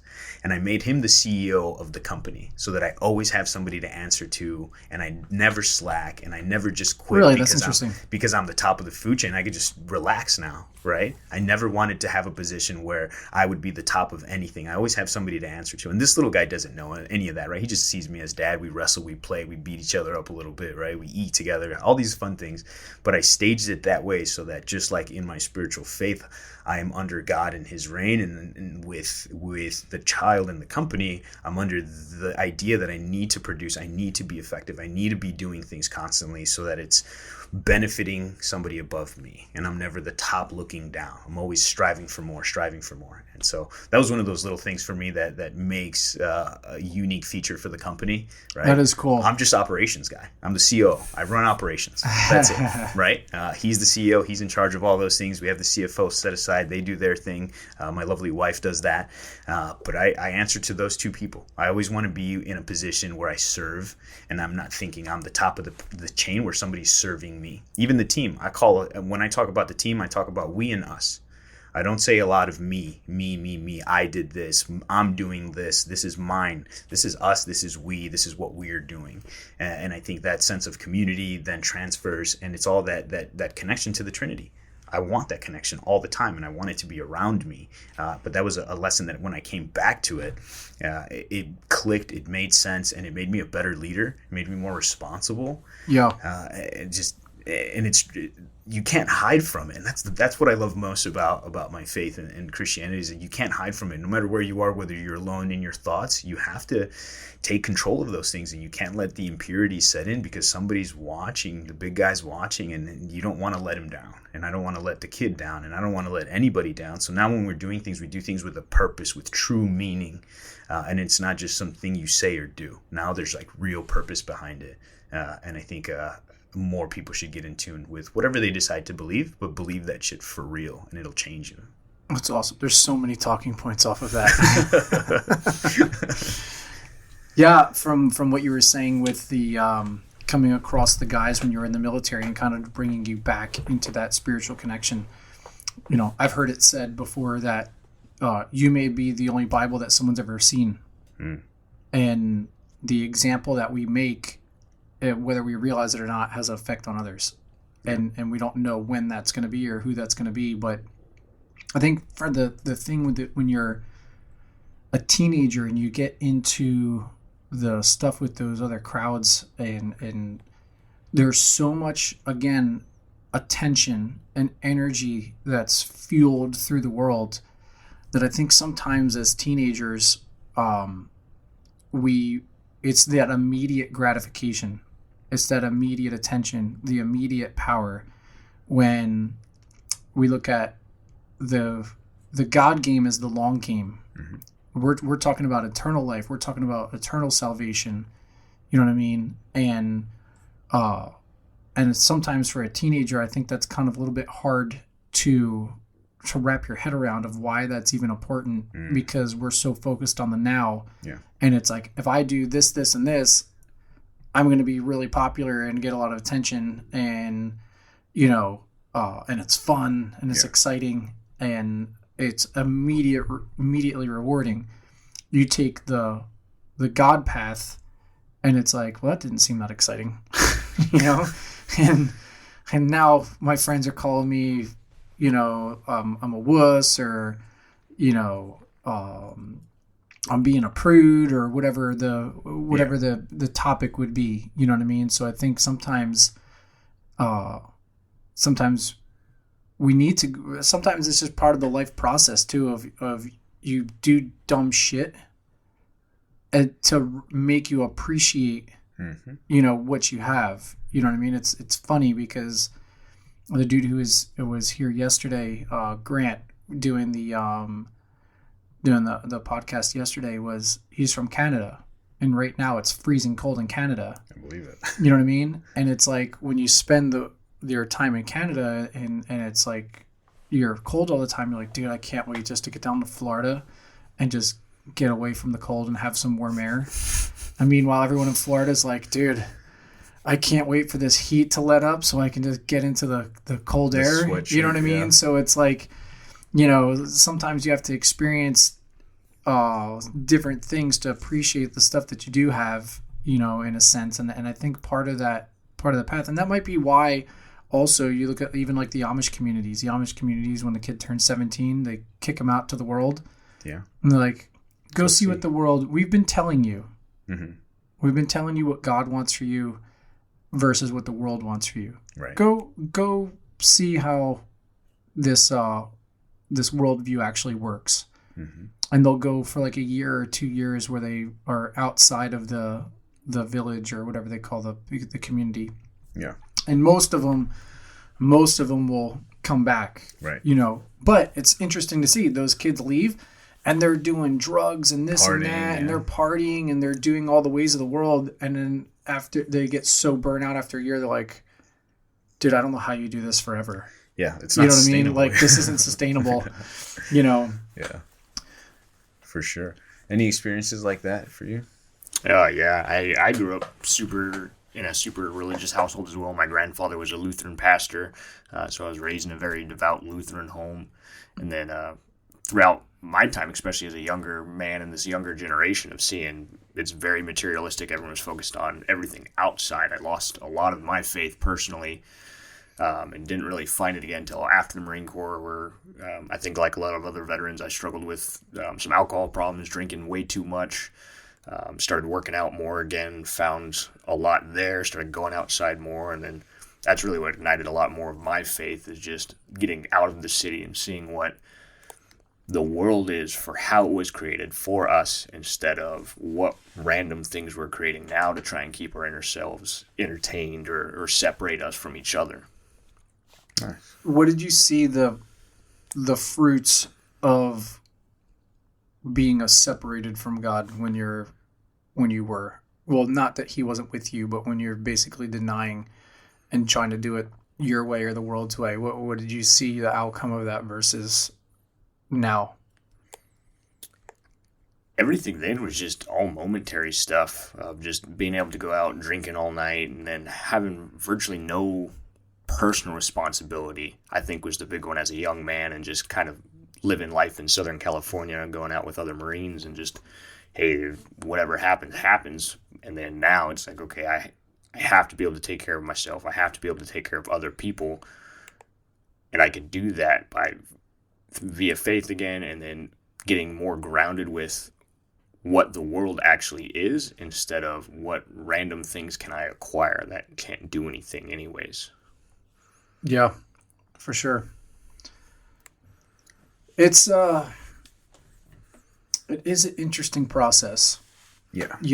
And I remember, and I was kind of talking with Grant about this yesterday, was you can accomplish a lot through the energy that you muster through anger or, just your ego and pride. Mm-hmm. But you're building a house of cards. And I know for me, like, I got all the way to the level of the SEAL team just on sheer willpower of it's, I grew up in a Lutheran church as well. And it was great. Everyone was, super nice, and I learned all the lessons and all that kind of stuff.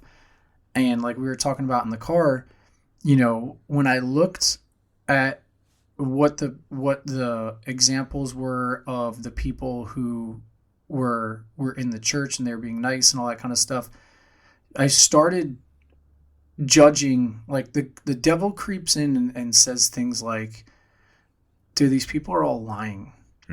Like, if you really knew who these people are, they're all full of shit.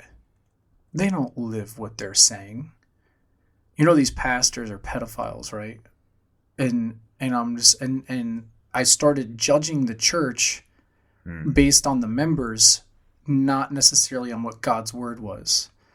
And in high school, I started getting more and more attention for, getting in street fights and all this kind of stuff. And you get in some fights and you beat the crap out of somebody, who's bigger than you. And then you get all this like attention for it. Right. Then you get all this, confidence for like, yeah, man, I handled that.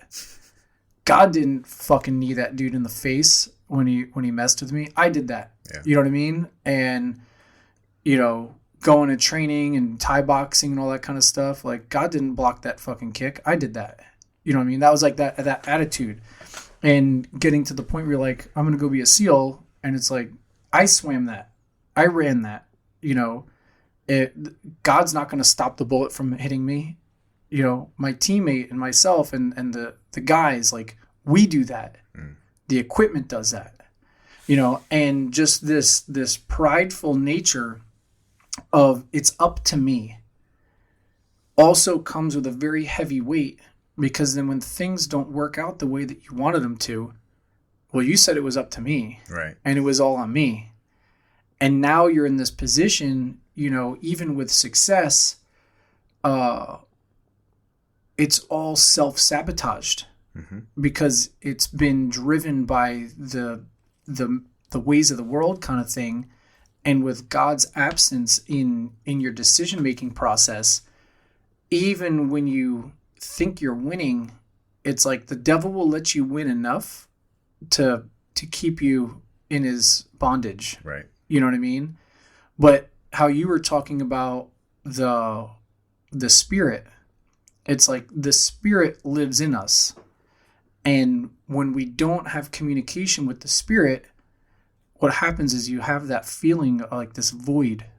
You know what I mean? And Grant was talking about that yesterday as through his process. He just felt like he had this emptiness. And I know I had that too. I made it all the way to the teams, all this stuff, and I was like, how have I made it to this level and I still feel fucking empty? Yeah. You know what I mean? What's missing? You know, and a lot of us wind up in a position that this wasn't my story. I don't drink and do drugs. That's never been my thing. That was actually one of my driving factors to go in the military, was to hunt drug dealers. Right. So I've had like an opposition with drugs and alcohol based on stuff as a child. So I was like, how can I go smash drug dealers and not go to jail? Yeah. Oh, they have these things called the SEAL teams. What? Tell me about that. You know, at the time they were doing all the operations down in South America and everything. So I was like, yeah, sign me up for that. That sounds cool. Yeah. You know, and but there's that void. You know what I mean? And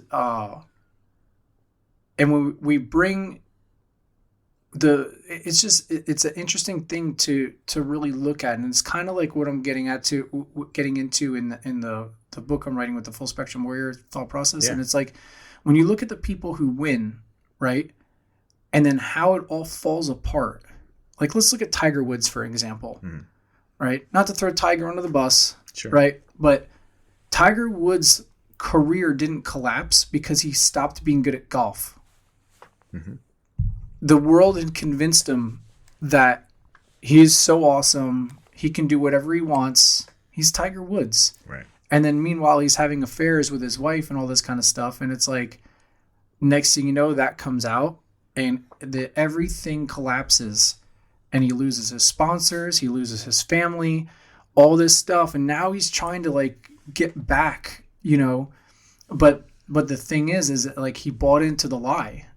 You know what I mean? And there's so many of us who succeed at super high levels. And it's like, well, if I needed God to succeed at these super high levels, then how did I get to them to begin with? Yeah. And it's like, well, you got there, but it's temporary. Yeah. You know what I mean? It's not real. You've bought into that lie. And I think that there's more and more people are coming to that realization. I think some guys aren't. And I think that's one of the reasons why we have that heavy suicide rate in the veteran community, is like they won the physical battle only to come home and lose the spiritual battle. Yeah. You know what I mean?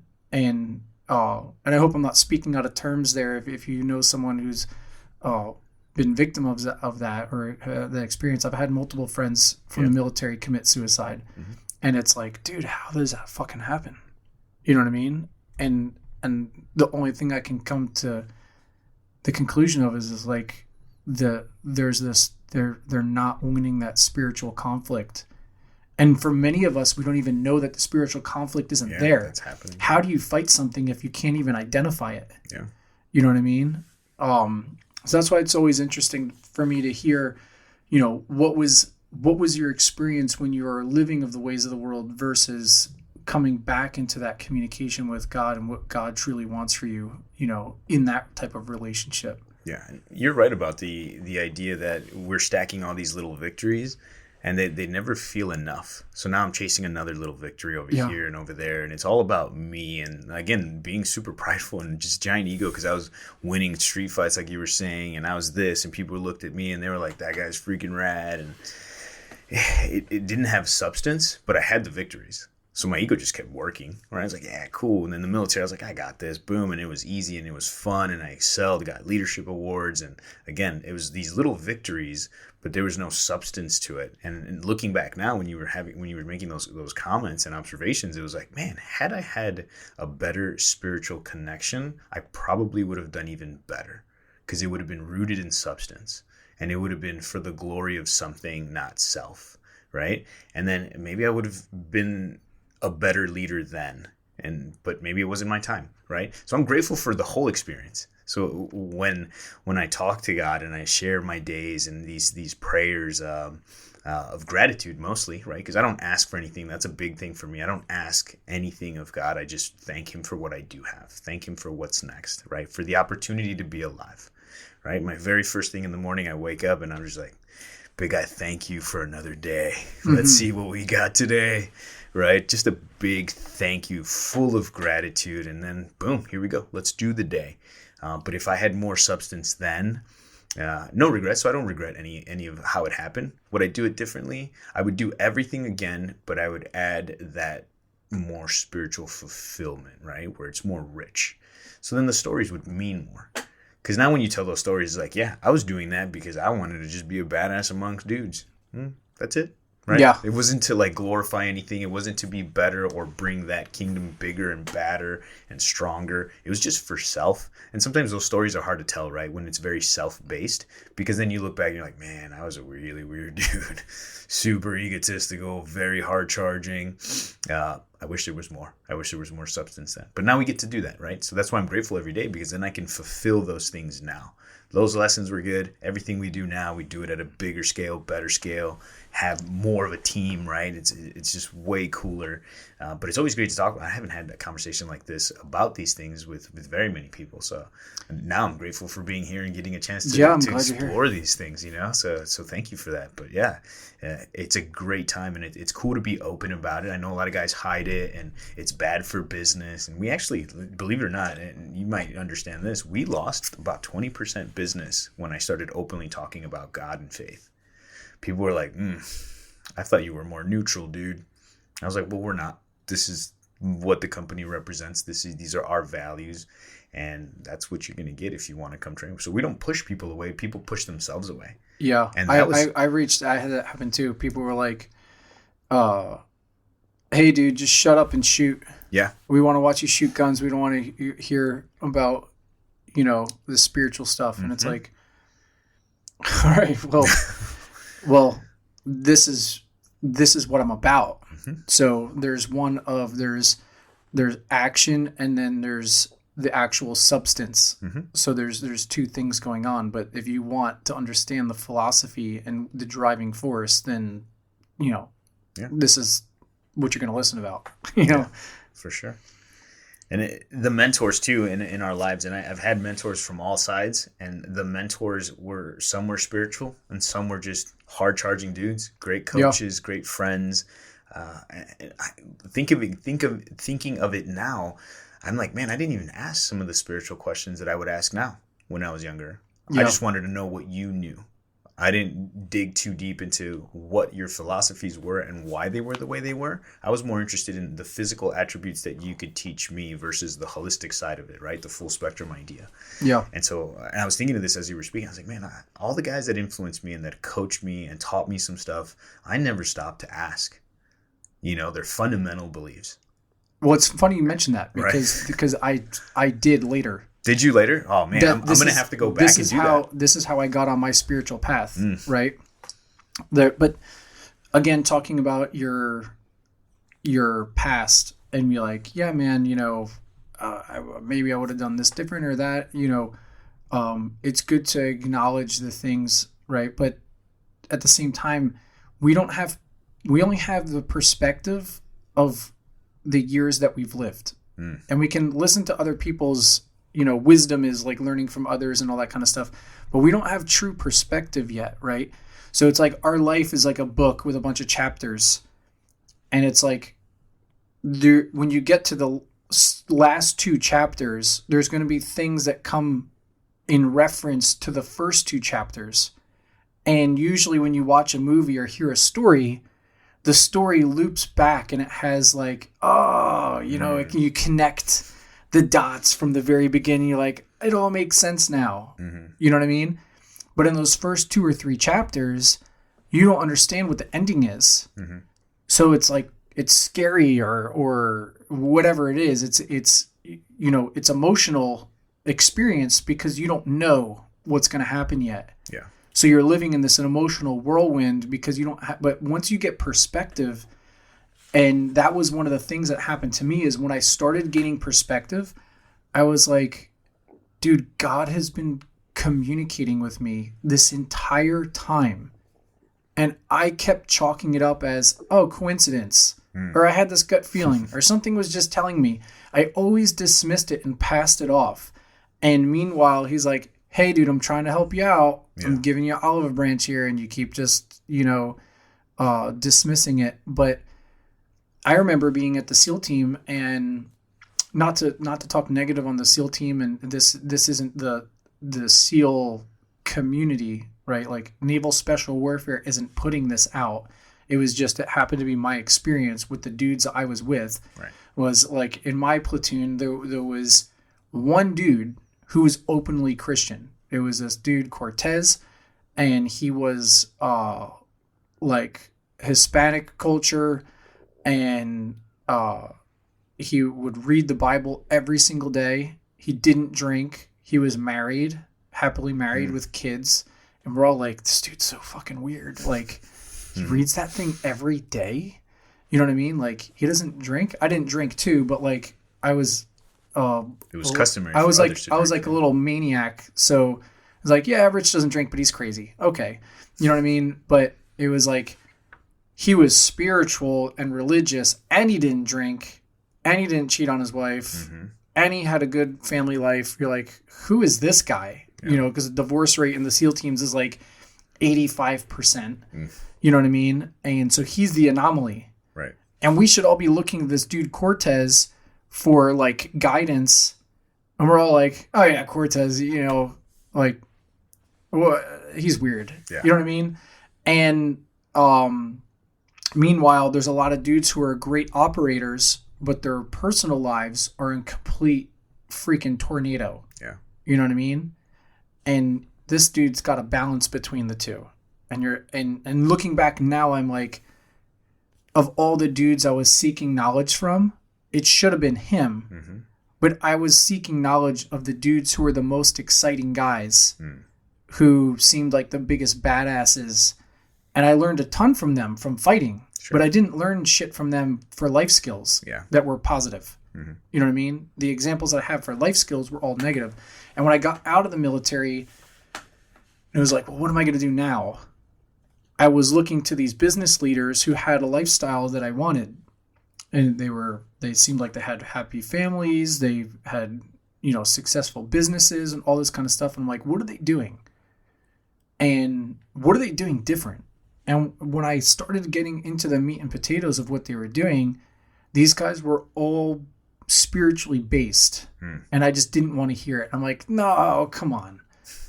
Don't try to hit me with the Bible thumping bullshit. Yeah. You know what I mean? Like, come on, dude. You know, and when you started looking at their values, how they communicated with their family, you know, what God's law says, right? And it was really, I remember I'd leave these meetings and these conferences that I was going to, and I'd be like so pissed off because I didn't want God to be the solution. But at the same time, I would leave and I'd just sit there for like a couple months, just like scratching my head, like, but they got a point. Like, it does make sense what they're saying. It's just not the answer I wanted to hear. Yeah, you know what I mean? Away, yeah. And I finally like really started to come to the acceptance. And again, I just started reading more, and I started reading different books. One of the books that people have heard me promote before was What to Say When You Talk to Yourself. It's super cheesy. I had this book on my shelf for 3 years before I ever read it. Right? Someone gave it to me and like, dude, you need to read this book. And it was a precursor for me to read a different book.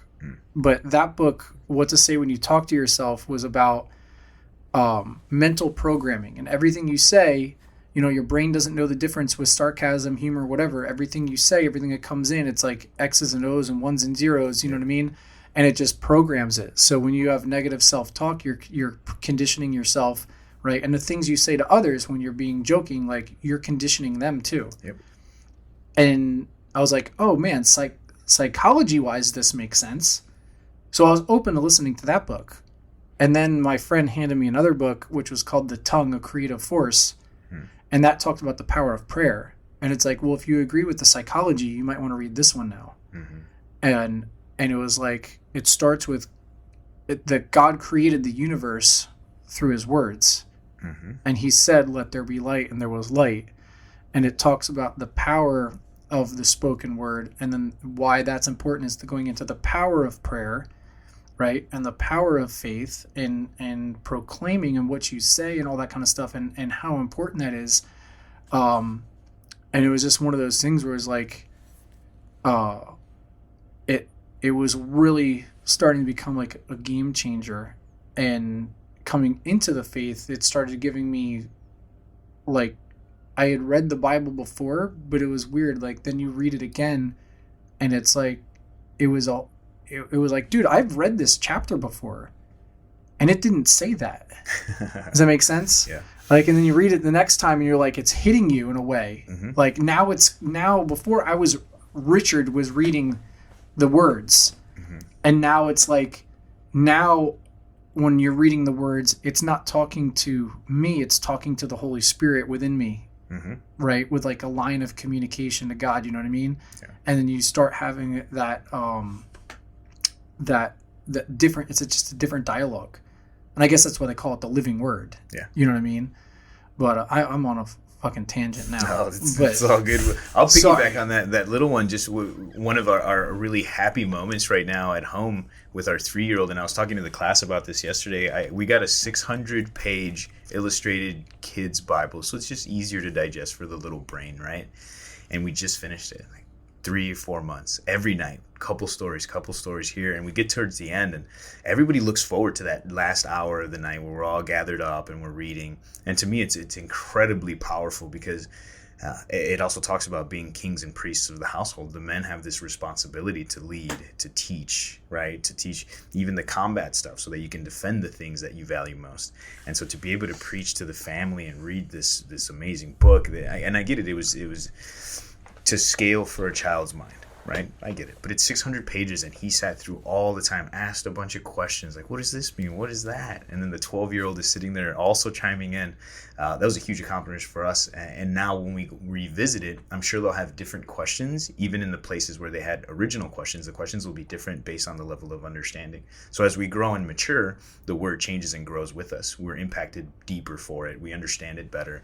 It's not just words. Now it's a message. Right? Now it's a lifestyle choice. So it was a big thing for us at the house. That's awesome. I like sharing that one just because it was something we were really proud of and it was exciting. So we'll get through it again. I'll probably just redo it and let's go again and see what we get this next go around. But from beginning to end, Old Testament into the New Testament, all of it, 600 pages. It was a lot of fun. It also helped with like how I was communicating to them. It helped with storytelling because you have to tell it a certain way where you're just not just reading the words, right? You're having to almost slow down enough that you can tell the story, so it helps you tell a story. So I found it very useful for me professionally, personally, and spiritually, and then obviously it connected with the family. So little things like that we do, that we become interactive with others, really do fuse us. And then they fuse us, and then when we go into the world to help others and teach others, now I'm coming even better prepared, better at communicating. Like communication's huge, right? And the words that we use, just like the words to start the world, those are very important. So I use very specific words. I choose the words that we put into our curriculum so that the word carries a message and it has power. And it's not just me using words to fill in the blanks. So the guys are like, so why'd you use that word specifically? And he's like, because it means these many things. And once that clicks, you're going to understand that this is a whole well-rounded world within a word. So you don't have to worry about 10 words to fill the blanks because this word is answering all of the questions around it, right? So when we create a hand holster, right, we talk about creating hand holsters to protect the gun.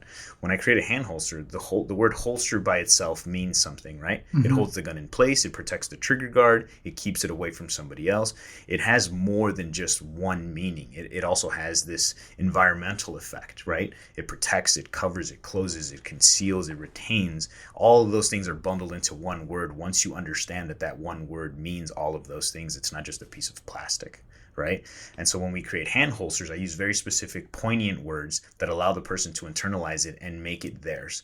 And those were where some of the storytelling aspects, the communication at home, and understanding how words have impact. I was like, you know what? We can't just be spewing words at people and just saying a bunch of stuff to fill in the void, right? The words need to make sense. You need to be able to pause, let the words hit, digest, and then let the person make it their own. And that's why I use very simple language that people can be like, I understand this. I know. They can almost teach back. And I playfully do this in classes. They don't know I'm doing it. But I'll ask them like, hey, what did you think about this based on that? And what I'm looking for is to see if they understood the material. They're like, oh yeah, it makes sense because of this, and this. I was like, boom, he got it. Cool. I'm going to move on to this guy over here. Maybe he didn't get it, and I'll talk to this other person. But I'll ask questions that are technically teach back points to see that's good. if I'm getting the information into them. And if it's too complicated, it won't, right? Because now they have to, and this is a personal pet peeve, guys that teach with like this super high intellect type draw where they want to use big words to describe simple things. Like, I get it if you're into that. I'm not against it. I don't do it personally because now this dude's got to write this word down and look it up. And he's still trying to listen to you, and then he's got to look this word up, and then this word has to make sense later. Like, I don't have time for that. We don't have time for that as coaches. I need to be able to communicate directly to you, get the message going, and not lose sight of that. And one of the biggest coaches that I had, Ryan Hoover from North Carolina. Okay, yeah, I met Ryan. You met Ryan? So we did an event together at the Arnold Expo. Okay. Yep. Yeah, that's right. He mentioned that because he saw that I was coming here. So hello from Ryan. Yeah, very cool. But he was one of my early coaches, and that was what I really enjoyed about him because I came from a complex world, right? Like how to turn all this technical jargon and pass it on, and then meeting and training with Ryan on the combative side for stuff after the military, and more of my time in law enforcement and looking to refine coaching.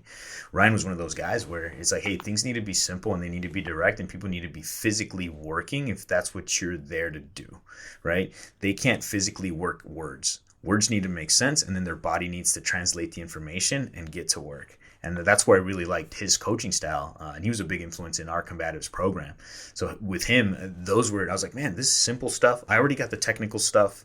Now let's make training better. And a lot of it had to do with the word. And so when you were talking about how words have power, they absolutely, truly do. And the words that we use to talk about ourselves, the words that we say in private, if you are one of those Debbie Downers, your life carries that, man. And it has negative. When I see high level professional guys that I look up to write comments like, oh, look at this silly shit this guy's teaching, that whole thing is rooted in negativity. Yeah. So how do you think when you're alone? Like, there's no way you're a positive thinker when you're seeing negative in the world. Yeah. So I try to see the positive in me and my friends, the relationships. Anytime I was cheesy coming up here, I was like, man, this is great. I'm like living it up. And I enter the world and I come to the world with that positivity. And I get a lot of shit, believe it or not, on the internet. You can't be positive all the time. I was like, dude, this is hard. Waking up and being positive isn't as easy as you think. I don't just wake up and I'm happy. I think about the things that I'm grateful for. I think about the negative things that have put me here, and all those things I have to relive to capture the essence of the positive side of everything. And that requires work. It requires internally looking and being like, dude, you did some really horrible things, but look at where you are now. Right? Yeah. I made a post jokingly pushing a stroller in suburbia, Arizona. I went from chasing dudes down and getting cocaine out of their buttholes, right? Because they were trying to hide it when I was a cop, and having poop on my fingers from this guy's butt heroin, you know what I mean? To pushing a stroller in suburbia, Arizona. Like, life has taken these wild rides, and a lot of it has to do with being grateful and seeing things for what they are and being truly happy. But that requires work and it requires sacrifice, and people don't like doing that. And that's why they're really negative, and they bring that negativity into the world. And again, when I post positive stuff, it's hit or miss. Now I think people have come to terms with who I am. Yeah. They're like, oh, that dude's legit. He's a happy dude. Yeah. And the guys know me. I can't hide from these guys. We're staying overnight in places together. Like, they get to see me. They see me in the car. They see how I interact. And it's like, if you're just you, it's easy to live. But when you're playing a persona or a role, man, it's hard to maintain that. Because then you go home and you're trying to not play that role, right? And so finding that the balance of who you truly are and who you want the world to see, and how much of you want the world to see, all of it requires balance and true self-discovery. Because once you figure it out, you're like, cool, I can be all of those things, and I don't have to pretend to be anything anywhere else. I could just be me. But yeah, I don't know where I was going with that, but I think people should know that you can do that. You can be that way. Just stop being so negative, man. People are so negative, and they feed off of it because it's an easy emotion. Yeah, and then going back to the emotion thing again. Mm-hmm. You know what I mean? Yeah. And the other thing you're saying too with the words, like we're talking about the power of words. I don't think people realize why it's such a big deal, or how important it is or impactful it is when people are trying to change the definition of words or make you question what words are. What they mean, yeah. And that's why, like, the LGBTQ community, when they're saying, anyone can just be a woman.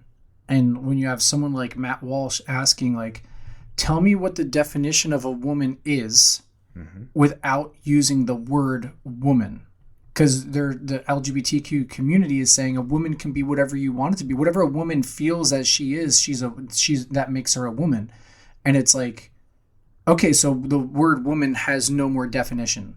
Yeah. Like it has no meaning, right?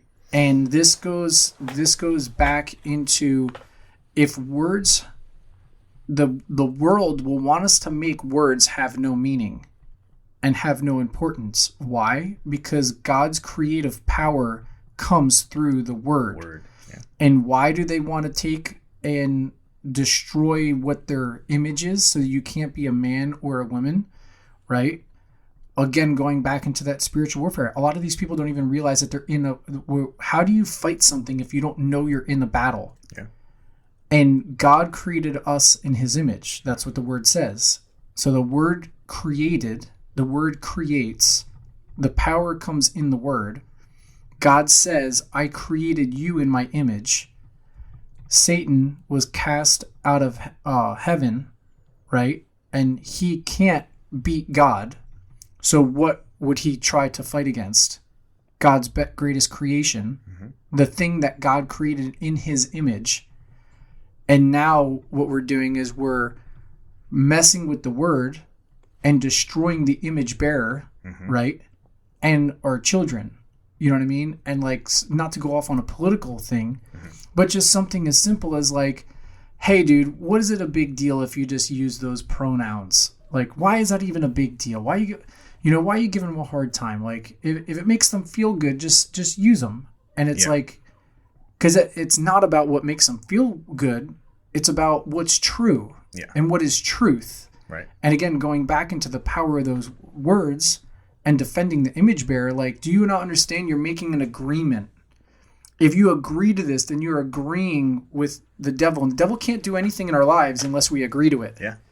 He makes recommendations and we either do or don't. Yeah, he's like, hey man, he tempts us, right? He doesn't make us do it. He tempts us and he throws these little carrots out there and, gives us false promises. And then it's for us to agree to. Yeah.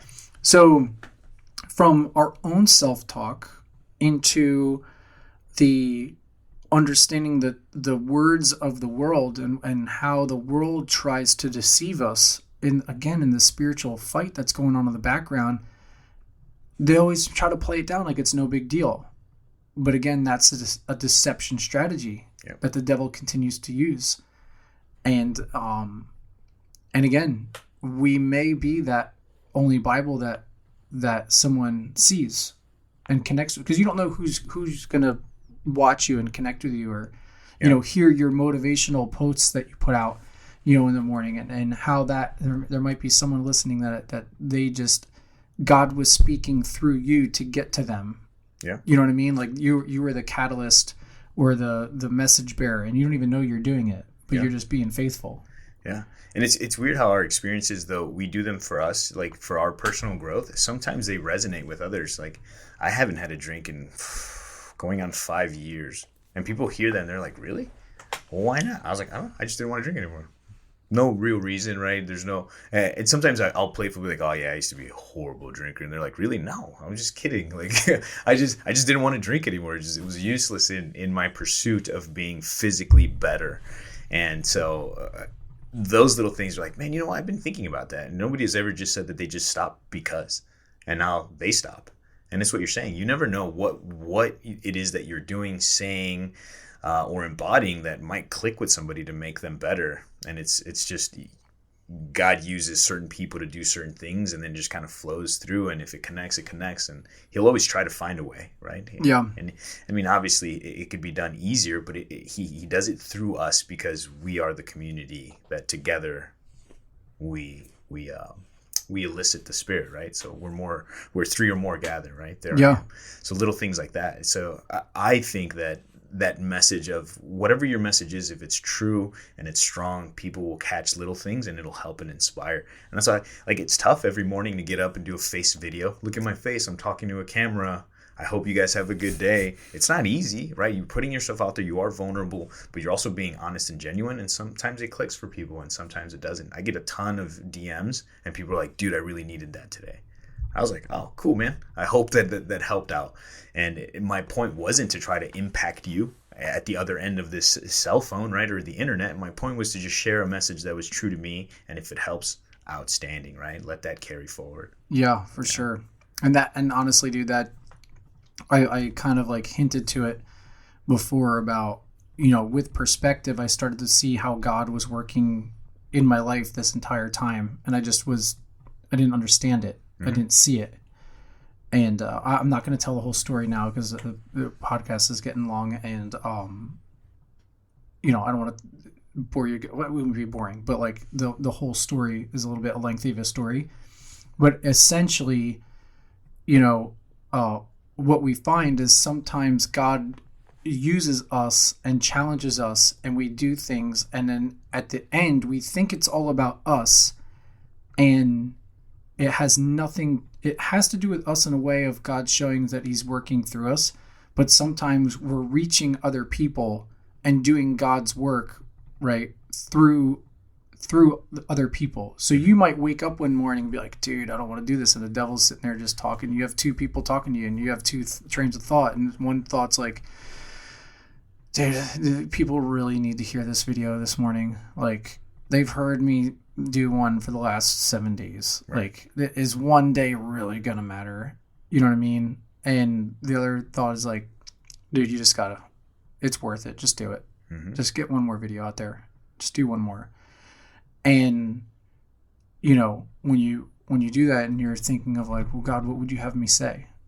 And whatever is speaking into your Holy Spirit, and then that message goes out, and you have one of those people that listen to it, and you don't know when, right? You don't know when the time is that it's going to connect with someone. You know what I mean? And when they're going to have that like spiritual breakthrough, or when we're going to hear that message that moves them to do something for the better. You know what I mean? But when we do it, you know what I mean? And God's working through us, right? To move God's message, right? To draw people to him. Like it happens in simple little ways like that. Mm-hmm. You know what I mean? Like, people talk about miracles, and going back to like, Moses splitting the sea, or, Jesus walking on water, like these, but there's miracles that happen all the time, and God communicates to us all the time in these little tiny micro things that we pass off as insignificant.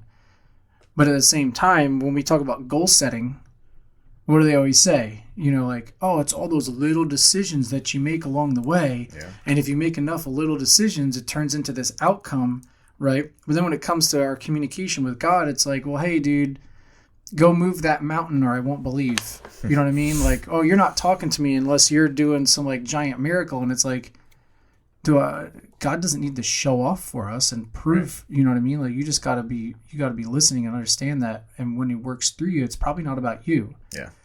The glory in it is, you should be thankful that you were involved in the plan. You know what I mean? And you were one of the people in the orchestra. You know what I mean? You don't have to be the conductor. You could be one of the many people in the orchestra just doing your little part to make the whole song play the right way. You know what I mean? And I think it's really cool once you start, tapping into that and not having the ego to where, well, I got to be the conductor. I got to be the main star. You know what I mean? Yeah. Like, dude, I just want to be on the team. Mm-hmm. You know what I mean? Yeah. I just want to fill my part. I want to do my side. Yeah, for sure. I like that team aspect. That's one of the big things that we breed with the company guys that we have is everybody pulls their part. Everybody can specialize and be their feature within the team. So there doesn't need to be this overarching team leader or anything else. Obviously, I have more responsibility because the brand belongs to me and I have to do these things. But I want a team. I always wanted a team. Mm-hmm. I don't want to do this alone. Like, is it easier alone? Probably, because then I don't have to worry about their schedule or how to make them happy, right? Like, all those things could be partly removed and the headaches are gone. Or if they miss a flight, how do I fill in their role because now they're not there, right? Like, there's a lot more responsibility. But that's my part to play. That's my part to orchestrate that so that the team has a place, has a network, has a connection, and then they can all shine on their own. Yeah. And that's what I'm really after. So that's going to lead me to ask Mark this question. I kind of bugged him earlier. I was like, because I like to ask the guys on the team, like, hey, what are your goals for the company, and how do you plan on fulfilling those goals through the brand? So that was the question I was prepping for him, just to hear what he's got for 2024. Yeah, what do you got? I completely forgot about that question. Oh, you're on the spot.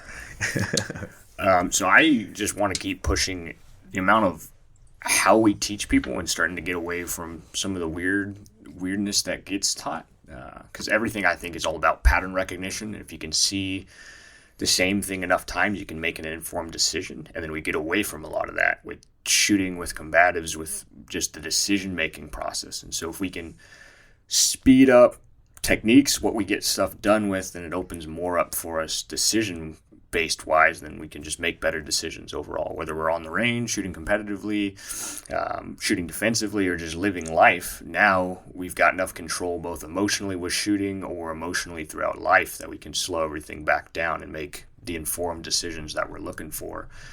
And then have people that you can rely on across the entire board. That team aspect is a big one, just like Raul was talking about, that a lot of guys miss coming out of the Marine Corps or coming out of the military as a whole, that getting back involved. I know we've talked to one of the other guys on the team, Dylan Vinsky, about this pretty heavily, who's one of the other firearms guys, of getting out of the military and losing that connection with the community, with the team, with people you can rely on, talk to if you need anything. And I'd like to bring that back heavily, especially with the firearms side, with just where people are at and the division there is with people arguing about different things. Yeah, for sure. No, yeah. I mean, I think it's all part of the same community. I mean, yeah, I'll have guys who literally are like, dude, like, for example, why are you bringing Rogue Methods out there? They're your competition. And it's like, well, what's the goal? Are we trying to impact people? Yeah. Can I train every single person in America? Like, okay, we're technically in the same industry, so we're in competition, but I mean, we're not selling, a tangible item like this cup, you know what I mean? Where it's like, I can just mass produce this and just pump it out into store shelves. We're educating. We're doing something that the student has to be proactive and actually practicing and being and doing their part of the equation too. Mm-hmm.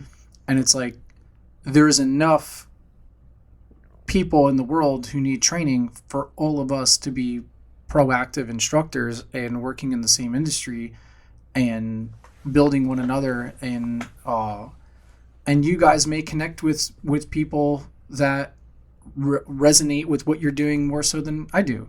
Right. Or I might have someone who listens to this podcast and is like, no way, dude, I live right by Arizona. I'm right in their backyard. Awesome. I'd rather them go train with you than come here once every 2 years. Yeah. You know what I mean? And I think, again, just working together in the community, like, what are we trying to do as a community and what are we trying to do as a country? You know what I mean? Are we trying to empower the everyday individual to protect our freedoms and liberties from against the people who are trying to take that away from us, or the people who are trying to impose their will on us through, different criminal behavior? Or are we being selfish and just trying to, worry about, well, what's our company doing in relation to the other? You know what I mean? Yeah. Well, what I see too, and it's funny because I hear things like that too. Oh, why are you doing that with that guy? Or what was that? The competition thing. Mm-hmm. I was like, I don't really see competition in any of the other brands. Mostly because you don't teach the way I teach. It might be the same material, but you're not going to deliver it the same. Maybe your passion is different. Maybe you're off that day. You got a stomach ache and I don't. I'm going to look better because I'm 100% in and you're dealing with a stomach ache. Like, there's all these little nuances in training. And so when I hear other coaches talk about, competition, this competition, that, I was like, I don't think that's a thing, man. I'm not competing with Full Spectrum Warrior in any way where it's a detriment. It's almost better to do some sort of binding and connecting, because we touch, maybe it's the same similar topics, but they'll never be the same because we have different experiences, and how we explain it might be different, or how my body moves is different than how your body moves. Yeah. Your reach is different. The way your gun feels is different. I might not even use the same gun that you use, right? Or the same knife. And so I'm able to bring a different aspect of it. And when people are like, well, what makes Rogue Methods different? Is like, what makes Rogue Methods different from what I think for other people is I bring the best that I have to offer. So I think our stuff is the best. It's not a comparison where I think my stuff is better than your stuff, right, Rich? It's me saying I'm bringing the best of what I can give you. Mm-hmm. So when Rich shows up, he's going to bring you the best at what he can give you, and Mark shows up and it's the best at what Mark can give you. It's not we're the best, better than other people. So that's where I take the competition side, and I don't see anybody who's doing better than the brand, or they're doing more exposure. I don't see them as competition or somebody doing better than what we're doing. I'm bringing the best that I have, and that's what I have to bring. So there's no comparison in that sense. Sure, the topics might be similar, things are the same, but I'm not competing with the man. I'm competing to be better at teaching and building a community. And if we start thinking like that, you join forces, and now we're impacting a bigger, broader scale.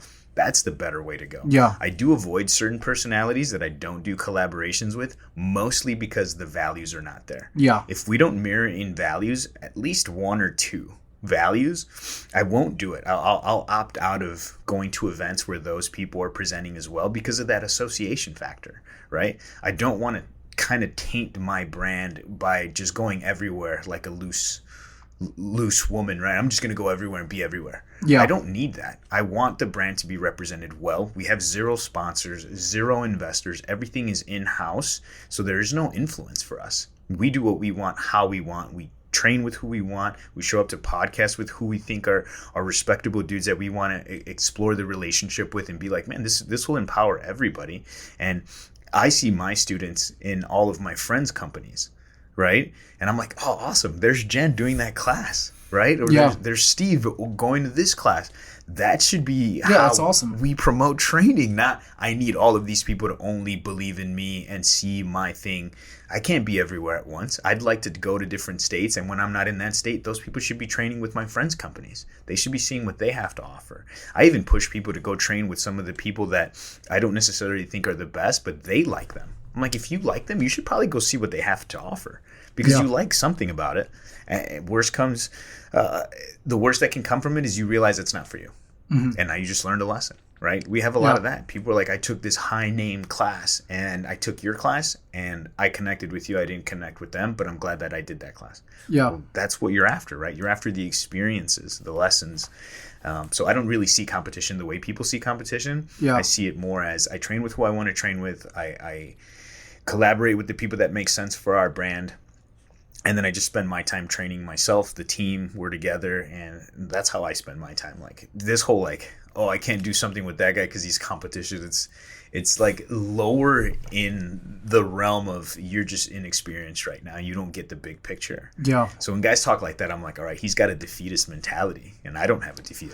I'm gonna win no matter what. You know I've sent some of my students over to some of the competing companies. You know what I mean? Like, for example, one of my buddies is up in New Jersey, and one of my students, and he was like, "Hey man, Johnny Primo from Courses of Action's coming through New Jersey. Like, would it be okay with you if I went to one of his classes?" And I'm like, "Dude, I appreciate you reaching out. Like, you don't have to ask permission. I appreciate you reaching out. That's really respectable of you. But yeah, man, go train with him. Go see. You know what I mean? There, yeah. And when Johnny teaches CQB, right?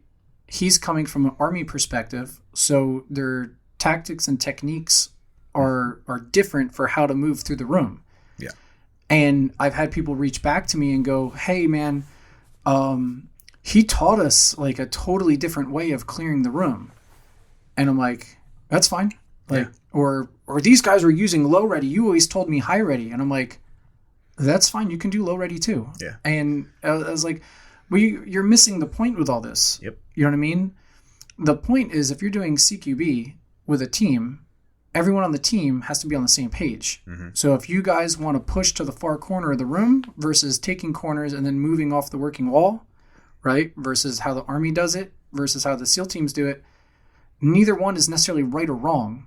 It's what is the team's play? Yeah. You know what I mean? Like what's needed right now. Play the play. Yeah. You know what I mean?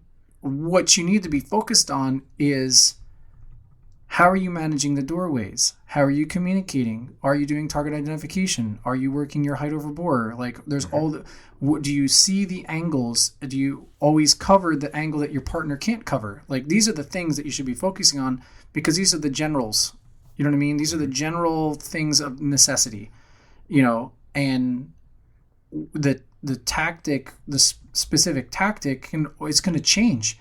You know what I mean? And people get held up on what a tactic was for one thing. And it's like, hey, dude, tactic might change. This is what we're teaching you. But if you're in a room that's got a 2-foot wall concrete, you know, 2-foot wall filled concrete, you know, like you might see in a government building or something like that, your tactics are going to be a little bit different than they are if you're in a residential home that's made out of sheetrock and they can just shoot you through the walls and you think you're safe, you know, doing your slow pan around that doorway and then they just shoot you through the wall. Like your tactics change. Your tactics change if the door has got one of those auto closers on it and you think you're just going to pop the door open and step back and it just shuts on you. You know what I mean? So like, you know, you're getting into the nitty gritty here, but again, those things are from our standpoint as coaches, we shouldn't be insecure in the fact that someone might say something that's different than what we said because there's so much room for interpretation of specifics.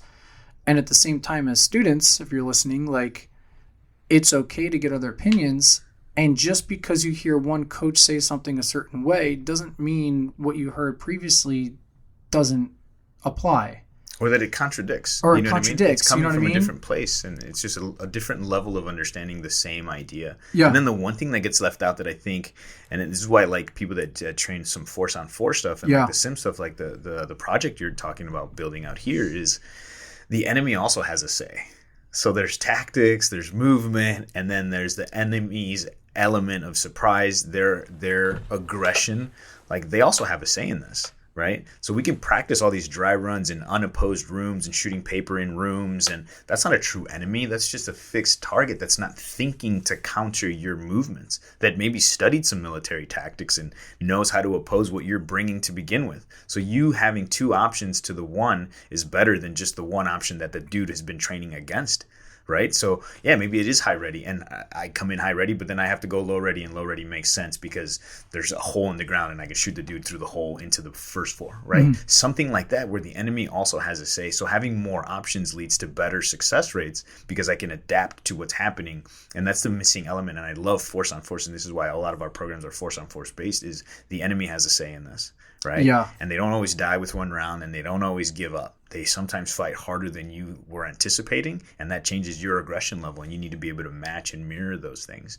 And that's why it's important to hear what other people have to say, their experiences, right? Some dudes have been lucky, one-shot wonders, and it puts the dude down. Other dudes have been 10 shots. Other dudes have been 10 shots and a beatdown, and then now the problem solved, right? Or there was one dude, and he ran out the room, and now I'm having to do CQB-style movements in another room, finding the same guy. Right? It's like, man, this thing's change, and I think that's a little bit of a missing element that I think is important in training, is train all the stuff, learn all the movements, understand it for yourself, have options, and then the enemy's mind is that third variable, and what are they willing to do and bring to the fight? So that changes everything too. Yeah, that's awesome. All right. So we're coming up on, we passed 2 hours. So let's do this. Dude, we could talk. I know. We could talk forever. This has been awesome. It's been great speaking with you guys.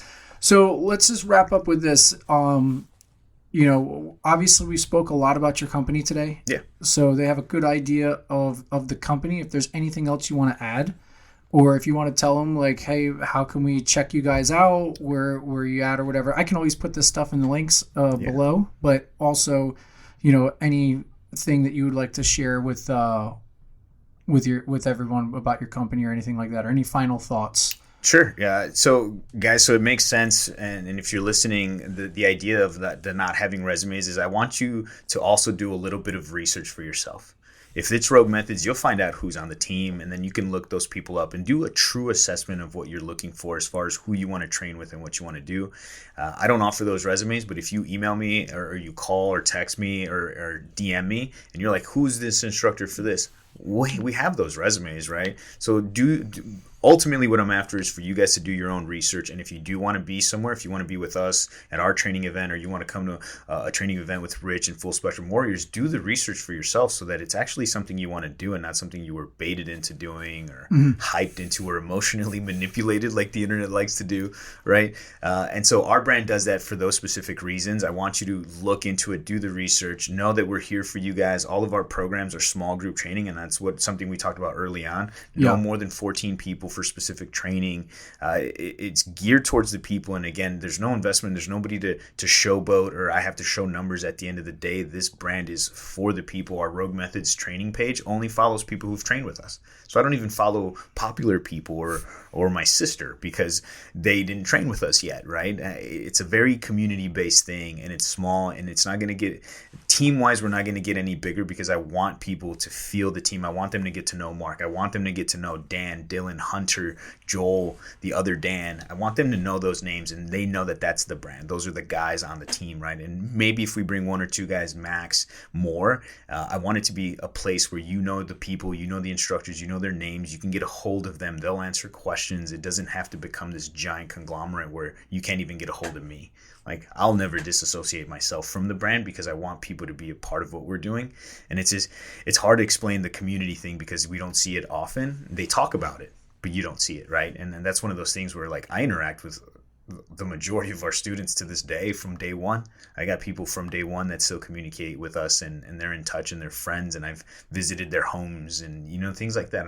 I'm truly after that community aspect and bringing that, being the mortar that puts all that together. I'm willing to step out and be in front of all the people and bring that together. And this is why I come do these things with you. Like, I see that in you, and I was like, this is a no-brainer. We got to hang out with Rich. No, I've been watching the classes, and that's what I was like, oh, dude, you're going to be in Florida? Like, I'd love to have you over. Yeah. Because I watched the training, and I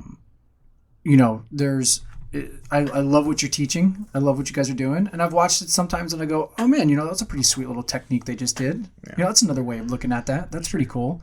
But again, it's the common enemy is the criminal that's coming to try to,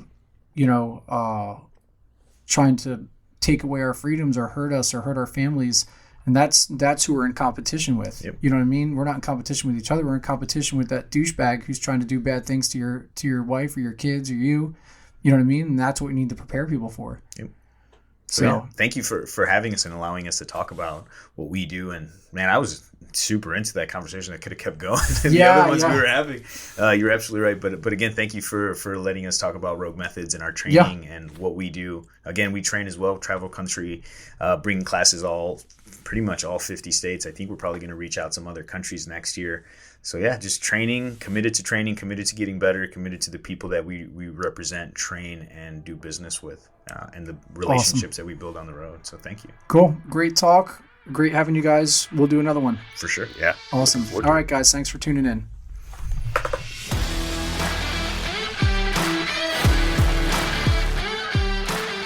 All right, guys. Well, thank you for tuning in to another episode of the Full Spectrum Warriors podcast. If you enjoyed that information, please like and subscribe and share this episode with a friend or a family member or someone you think that would benefit from the information that was discussed today. So, again, today's episode was brought to you by Grunt Style. Grunt Style is an American apparel brand which is heavily supportive of our first responders, firefighters, law enforcement, veteran community, 2A stuff, just American stuff. So check out Grunt Style. You can always use code RICH15 for discounts on your order. I'll put that stuff in the link, the details below.